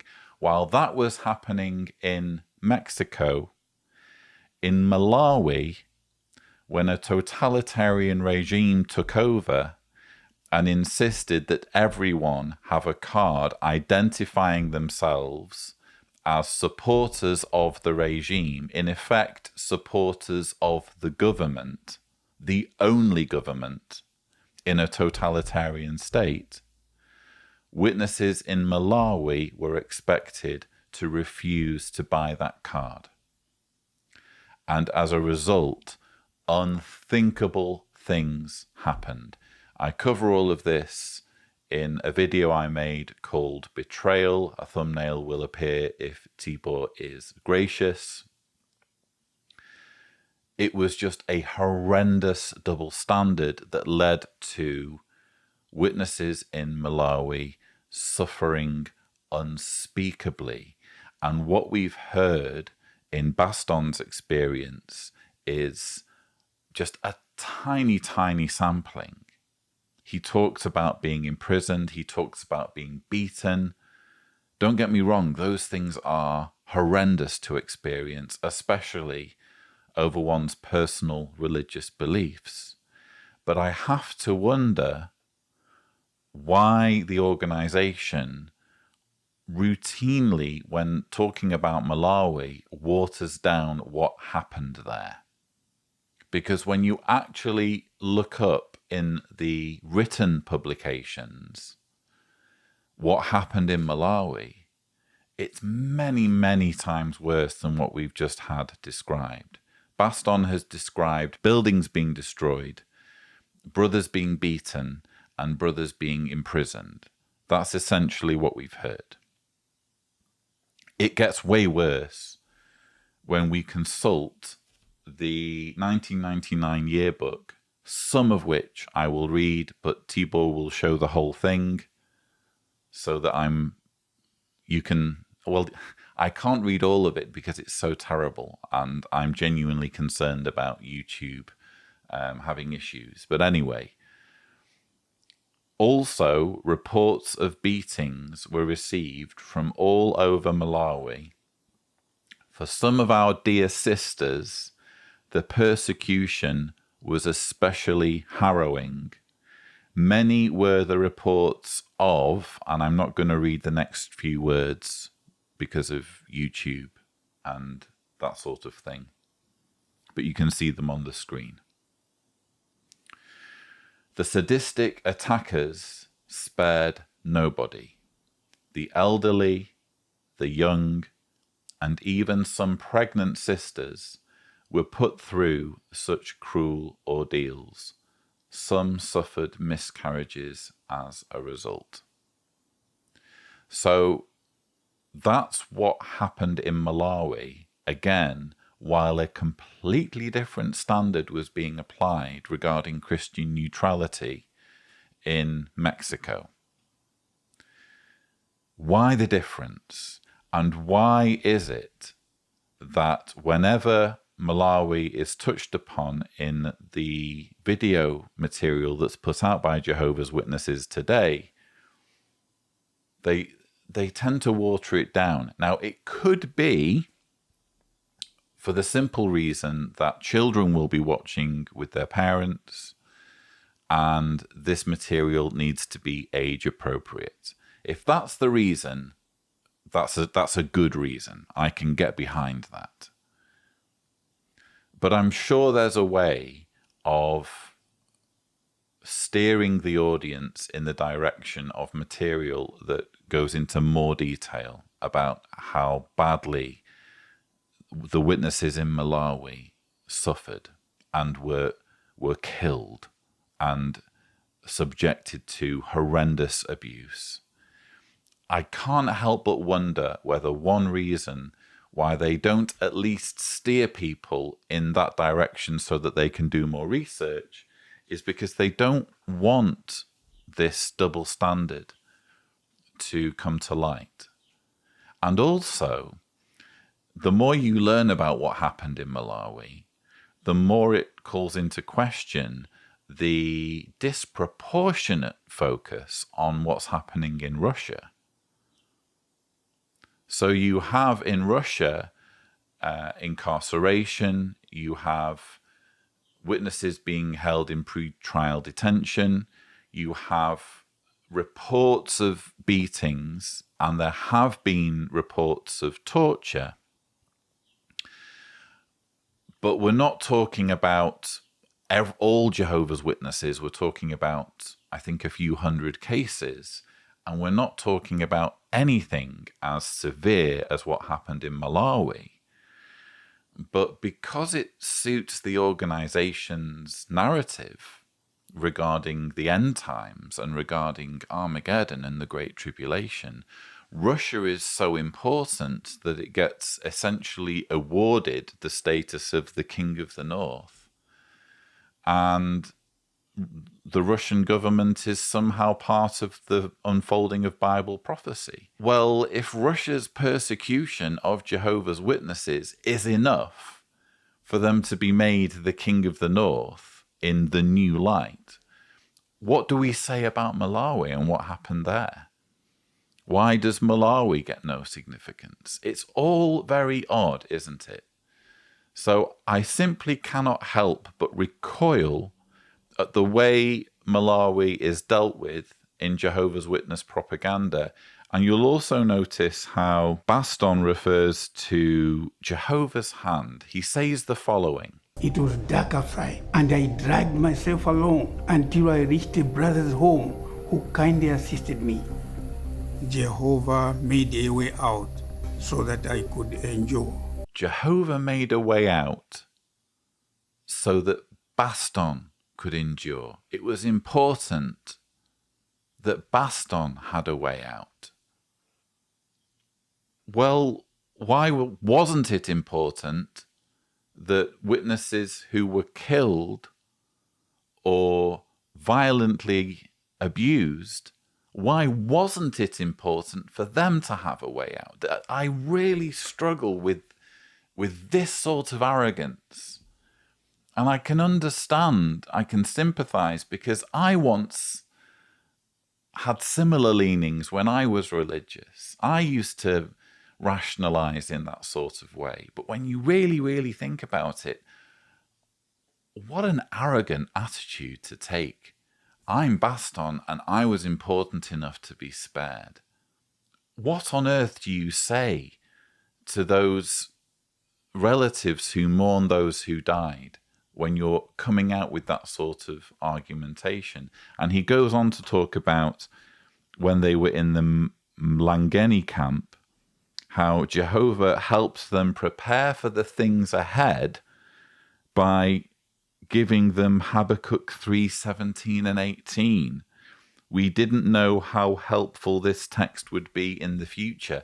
That's how Jehovah intervened in one of the most appalling cases of persecution in the history of the Jehovah's Witness religion. Jehovah intervenes by giving them a verse in Habakkuk to think about. I'm sorry, it's not convincing. And again, I really do have a problem with the way this organization glosses over what happened in Malawi and puts disproportionate emphasis on the persecution in Russia. I think all of us have had very interesting experiences with young ones, and we could go on quite a while speaking about them. But there is a story about a child psychologist who began his practice with 4 theories and no children. Some years later, he found that he had 4 children and no theories. He learned that there was quite a bit to do. It was a lot to do to raise a child. It was far more than just a few theories. And this was a comment that was reported by psychologist Bruce Naramore and published in The Awake of April the 8th, 1981. So theories about child raising come and go, And the best counsel on raising a child, of course, is found in the Bible. We know that because it's been there for thousands of years, and it's consistent. It's consistently successful. There's another interesting point, that there is 4 times as much counsel given to children in the book of Proverbs as given to adults. That might surprise you, but that's what I read, so I believe it. Proverbs 22:6 is a familiar scripture for all of us. Proverbs 22:6. And here it says, "Train a boy in the way he should go. Even when he grows old, he will not depart from it." Is that true? Yes, it's true. Does it mean that in every case, a boy that's well trained by his parents won't depart from it? No, does not mean that. It's giving a general overall view of what will take place if a child is trained properly by his parents. And what it is, this is an interesting brief statement, from the Watchtower of 2008, April 1st. If a child is trained according to the Bible's counsel, the parent or parents are creating the most favorable circumstances to bring about a marvelous result. That marvelous result is a faithful servant of Jehovah God. That marvelous result is a faithful servant of Jehovah God. That's what we're aiming for, folks. When it comes to raising children, it's all about making sure they end up becoming Jehovah's Witnesses. We're watching the comments of William Malenfant, a governing body helper on the teaching committee. He's making a cameo in the April 2022 JW Broadcasting episode. And I think William Malenfant is an interesting specimen. He's someone that I recall growing up as a Jehovah's Witness, if only through his voice, because he has quite a distinctive voice, and I can remember his voice being used to narrate various dramas and some videos, because occasionally they would make videos even when I was growing up. So he's someone that kind of has embedded himself in my childhood memories or my consciousness of my childhood. I think he's also an example of someone who is, quite frankly, growing old disgracefully. If you're going to ask me what one of my worst fears is, it's that I grow old disgracefully. And I'm not just talking about doing things that are a bit crazy now and then or being a bit eccentric in my old age. I'm talking about spouting utter nonsense as an old person. I mean, you think of people who have grown old gracefully, who truly are wise or were wise. You think about the likes of Ruth Bader Ginsburg. You think about the likes of Nelson Mandela. You think about the likes of David Attenborough. People whose wisdom shines or shone in their later years, so that they were truly respected. Their experience was made to matter.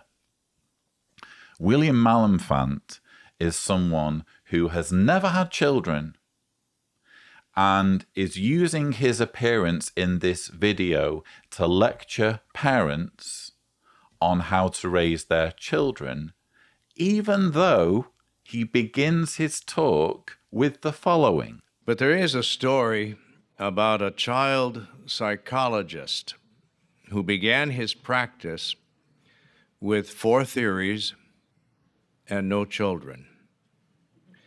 Some years later, he found that he had 4 children and no theories. Isn't that the entire point, William Malenfant? You've given a perfect example of why you need experience in this area. And again, I'm not saying that you don't get an opinion if you've never had children when it comes to child raising. There are some things that are fairly intuitive and some things that are just common sense. But if you're going to be handing down wisdom, if you're going to be handing down parenting tips as far-reaching as your child needs to be in this religion, you'd better have some experience to back that up. And William Malenfant brings none to the table, just as with the majority of the rest of the Jehovah's Witness hierarchy. In fact, it's just Tony Morris, as far as I know, who has children. It could be that there's another governing body helper who has somehow managed to have children during his rise up the ladder. But as of now, my knowledge is that Tony Morris has children and no one else. I'm happy to be corrected on that. So he's literally giving an example of why his words have no weight, but apparently his words do have weight, because there is one authority on parenting that works all the time. So theories about child raising come and go. And the best counsel on raising a child, of course, is found in the Bible. We know that because it's been there for thousands of years. And it's consistent. It's consistently successful. It's consistently successful. Everyone who has ever been raised according to a fundamentalist interpretation of the Bible has had a successful childhood and has turned out as a well-rounded, well-balanced, happy individual. I think there will be many people watching this video who are strongly in disagreement there. It simply cannot be said that the Bible is the final word on parenting. In fact, some of what the Bible has to say on parenting, stone a child who is disobedient, is criminal. You just couldn't do it or you'd end up going to jail. So again, he's growing old disgracefully, isn't he? He's spouting utter nonsense. And I love the part where he said the following. There's another interesting point, that there is 4 times as much counsel given to children in the book of Proverbs as given to adults. That might surprise you, but that's what I read, so I believe it. That might surprise you, but that's what I read, so I believe it. That's the attitude he has. I'm pretty sure he's not referring to reading just anything. I'm pretty sure he's not referring to reading things in the newspapers, in encyclopedias, in worldly materials. I'm pretty sure he's referring to total credulity just when it comes to Watchtower publications. And as it turned out, I did look up the article he was alluding to. He's alluding to the 2006 Watchtower, September 1st, page 20, where it says, interestingly, while the book of Proverbs makes many comments about the parents' obligation to bring up their children in the right way, it contains over 4 times as much counsel for young ones to listen to and obey their parents. No citation given from any reference work from any Bible scholar. Maybe it's true, who knows? But just this whole attitude of, I read it, so I'm going to believe it, coming from a man as old and experienced as William Malenfant. Quite frankly, he should know better, but he's saying it because that's the sort of attitude you need to have in order to rise in the ranks in this organization. If you're going to make it as a Jehovah's Witness, particularly if you're going to make it all the way up to governing body helper level, what you're going to need is blind faith and total credulity in everything you read in Watchtower publications. Despite the most earnest efforts of parents, some children do become unfaithful. Think about Solomon. He wasn't a child, but it's very difficult to understand how that man turned away from Jehovah in his old age, but he did. And then even Jehovah had sons who proved unfaithful. That's what the June 1st, 2007 Watchtower showed clearly, and we're all familiar with it, the angels who turned away from their Father, their Creator.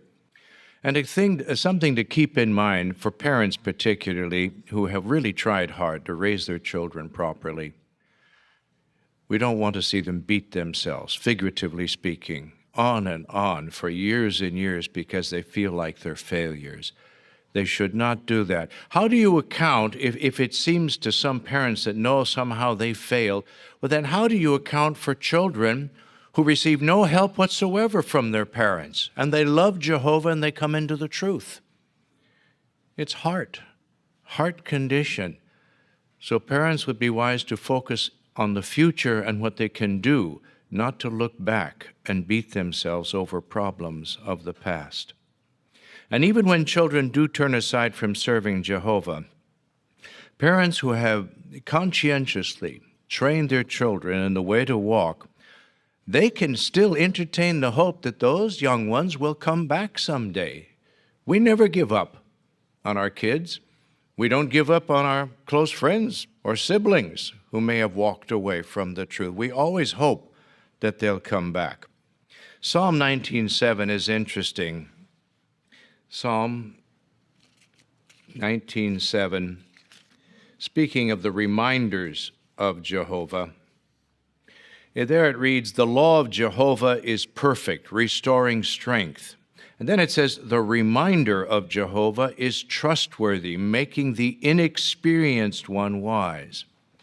Well, those who leave the truth, many times it's reminders that come back to them, the way it was at home, the counsel they received from their parents, the loving congregation that they attended. And who comes to mind when you think about the reminders coming to mind after living a life of debauchery? The prodigal son. He was at his lowest. And then who did he remember? His father. His father who undoubtedly had shown kindness and love to him. His father who ran out to greet him while he was still a long way off. Look it up, William Malenfant, governing body helper. Look up that parable. You will see that not only does the prodigal son return only when he has exhausted all of his money and therefore cannot commit more debauchery because he can't afford it, which, if he were in a judicial committee today, would be looked upon as worldly sadness. He'd be disfellowshipped. Not only that, but when the prodigal son returns, the father runs to greet him while he is still a long way off. None of this, excuse me, just hold on a minute, keep your distance.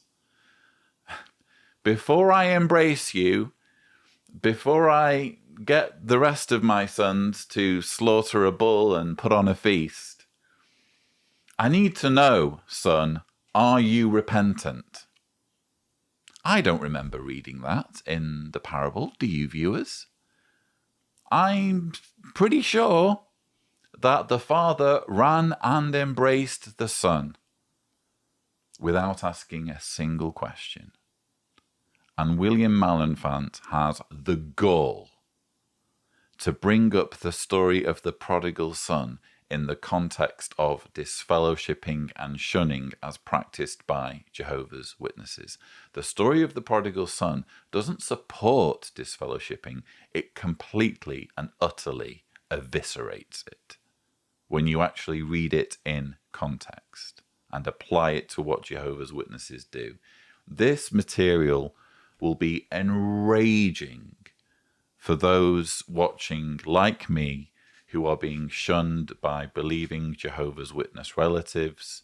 William Malenfant here putting the boot in on such ones when he says things like, Well, then how do you account for children who receive no help whatsoever from their parents, and they love Jehovah and they come into the truth? It's heart condition. yes, it's all about the heart condition, you know. If you leave Jehovah's Witnesses because you no longer believe, you've got a dodgy heart. There's something wrong with your heart condition. Whereas if you join Jehovah's Witnesses, if you find their teachings persuasive, it's because you've got a good heart condition. This, again, is gaslighting. It's making people doubt their judgment. It's telling people, if you don't agree with us, if you don't follow us, if you don't do what we're asking you to do, there's a problem with you. There's a problem with your heart. They use a similar line of manipulation when they talk about honest-hearted ones repeatedly. Oh, we're only interested in reaching honest-hearted ones. Honest-hearted ones will respond to our message. Again, you're only going to respond to our message if you're honest. If you don't respond to our message, it's because you're a liar. And here William Malenfant's using exactly the same sort of manipulative, narcissistic language. Are you honest, though? You can't be honest if you've fallen away. Only honest-hearted ones stick with it or join our organization. He also says, we never give up on our kids. We don't give up on our close friends or siblings who may have walked away from the truth. We always hope that they'll come back. I think it's important to remember that when there is shunning, when families are broken apart due to the disfellowshipping command, it's not just the shunned who suffer. It's the ones doing the shunning. It must tear them apart. It must eat away at them because they are being forced to do something that goes against their nature. It's against the nature of a mother or a father to pretend their child doesn't exist, to treat them as though they are dead. Granted, some parents seem to do it more easily than others. But make no mistake, it's going to eat away at anyone who shuns someone because they've left the organization. It's going to eat away at them. It's going to haunt them. And what William Malenfant is doing here, a man who, again, in my opinion, has aged disgracefully and is now just a mannequin, just a puppet for an organization that he's been slaving for decades. He should know better. The penny should have dropped by now, William. After all of the decades you've put into this, the penny should have dropped that Armageddon isn't coming, like you said it would when you were preaching about 1975, because that's how long you've been in this organization. And here you have the gall to tell parents who are going through hell because they're shunning their children, oh, they'll come back. They'll come back. Don't give up on them. Live in denial. Live in denial about the disbelief and apostasy of your children, who can no longer bring themselves to believe a lie anymore. We don't give up on our close friends or siblings who may have walked away from the truth. We always hope that they'll come back. This is a man who wants parents, siblings who are going through hell to make things even worse by spending years or even decades thinking that their disfellowshipped or disassociated ones will return, living in denial. In Britain, Tim and Sam, both 11 years old and unbaptized publishers, were engaging in field service with Tim's mother. The boys needed new bags to carry their Bibles and literature, but money was a problem. Earlier, before starting in the field service that day, the mothers of the two publishers made this a subject of prayer. At the last house to be visited that morning, Tim spoke to the householder and read a Bible verse to her. She interrupted him to ask what his religion was. When Tim replied that he was one of Jehovah's Witnesses, the woman scolded him and said to his mother that she could not understand why Jehovah's Witnesses let their children die rather than allow them to accept blood transfusions. Well, that would be a difficult thing to have thrown in your face, a young man there at the door with his mother. Tim's mother suggested that the woman ask the boys how they felt about this. She did. Tim explained that he would always choose alternative treatment rather than go against his Bible-trained conscience. This was from this young boy himself. Sam then said, the other young boy, that his own sister had received alternative treatment and had fared better than patients who had received blood. Then the householder again turned to Tim's mother, and this time she expressed disapproval of taking young children from door to door. We've heard that many times, I'm sure. Both of the boys responded to the woman on this occasion that they enjoyed preaching, adding that they preferred this to roaming the streets like others of their age. Well, this slowed the householder down a bit. She was impressed by their reply. The householder asked the boys to wait a moment while she went into her house. What a surprise they had when she returned and presented each of them with a smart new leather bag, ideal for their ministry. She sold these items for a living. Her changed attitude also allowed the boys to arrange for a return visit. And as they were leaving, the householder's 94-year-old mother, who had been listening, came to the door and asked Tim's mother to visit her at her home. Truly, we are proud of our young ones, and it's a delight when you hear them make comments at the meetings in their own words, and you out in the field ministry with them, and you see them make expressions of faith. We have thousands upon thousands of good children who really are showing that they're mature and they love Jehovah God. Thus concludes William Malenfant's cameo in the April 2022 JW Broadcasting episode. He has been lecturing parents of Jehovah's Witnesses on how to do parenting as someone who isn't a parent himself.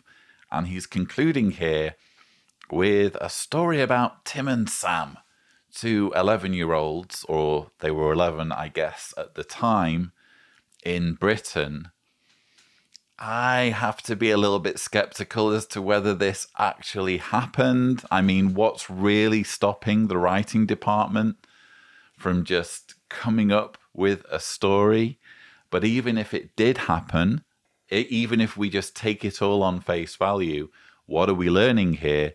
We're learning that children get dragged around, children of Jehovah's Witnesses, I should say, get dragged around to preach to adults, to persuade adults what their religious beliefs should be.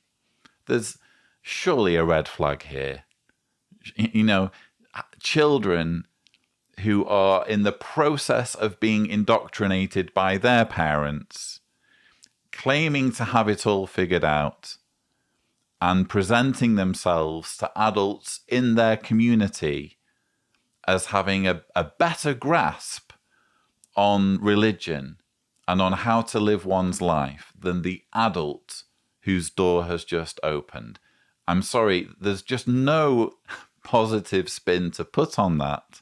He brings up the blood issue, and isn't it interesting that the go-to response for both boys, apparently assuming this happened, was, well, alternative treatment?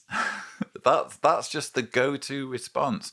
Oh, it doesn't matter that Jehovah's Witnesses die refusing blood. It doesn't matter that they do so knowing that they will be disassociated for willfully and unrepentantly accepting a blood transfusion. if they don't refuse blood, even in a life-threatening situation. And that's in the Elders' Shepherd book, by the way. Let's not worry about all of that, because in some situations, there's alternative treatments. That's not an argument.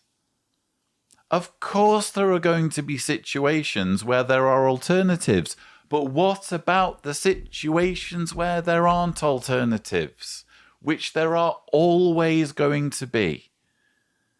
In some situations, when there is catastrophic loss of blood, and the clock is ticking and seconds matter, a blood transfusion is the only thing that can save the patient. And in those situations, a Jehovah's Witness is expected to say, "No, thank you, I'd rather die." That's the position. So all of this nonsense about alternative treatments is frankly just a distraction. It's a distraction technique. It's intended to railroad the conversation away from the core issue of, yes, but if blood is the only option, would you take it? Alternative treatments, just a distraction technique. And apparently these two boys, Tim and Sam, assuming they're real, apparently they had been well drilled by their parents in how to use this distraction technique of banging on about alternative treatments. Well, bravo, round of applause. You've been trained well in how to manipulate people and give misinformation and manipulation on the issue of blood transfusions. And then there's this subplot about literature bags and the fact that before they went preaching, they made it a matter of prayer that they couldn't afford nice leather bags for their ministry. Probably one reason they couldn't afford them is because their mother wasn't allowed to go through higher education, and that had severely impacted on her earning potential. I'm just putting that out there. I'm not saying that's definitely the case. I'm skeptical, quite frankly, that any of this happened. But again, taking it on face value, assuming all of this happened, what are Jehovah's Witnesses watching this being asked to believe? They're being asked to believe that a God who sat through the persecution in Malawi, the death, mutilation, and abuse of Jehovah's Witnesses, a God who is allowing Russian Jehovah's Witnesses to be incarcerated, a God who has allowed tens of thousands of Jehovah's Witnesses to die through COVID, a God who sat arms folded through the Holocaust, jumps at the opportunity to provide some kids with leather bags. Do you want to worship that kind of God? I certainly don't. I'm interested in an all-powerful God. Let's remember, he's supposed to be all-powerful and all-knowing and all-wise. That being the case, I'm interested in an all-powerful God who stops children from being abused, who stops people from dying. That's the sort of God I'm interested in. I am not interested in a God who supplies people with leather bags. I'm sorry, not a persuasive argument. But the interesting thing is, when you're raised as a Jehovah's Witness, this is the sort of story that makes you all warm and fuzzy. Wow, yeah, this proves that this is Jehovah's organization, because they prayed for the bags and they met a woman, and it just so happened that this woman's profession was making leather bags. How else do you explain it? Honestly. So thank you, William Malenfant, for ending with a ridiculous story that paints a picture of a God that nobody should want to worship, of boys who have been manipulated into themselves manipulating people who they meet in the preaching work with red herrings, with distractions about alternative medicine when confronted on the blood issue.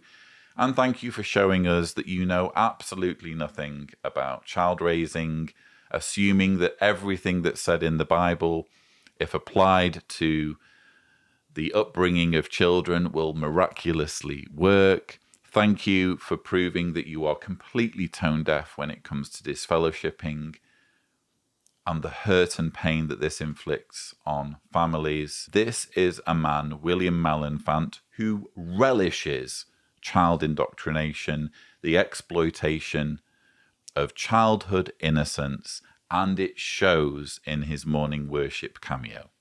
As our new music video shows, each of us can help others become part of our spiritual family.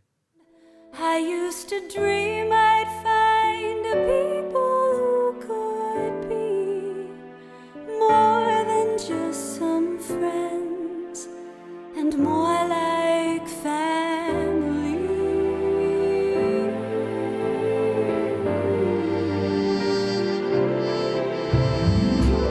My search is over.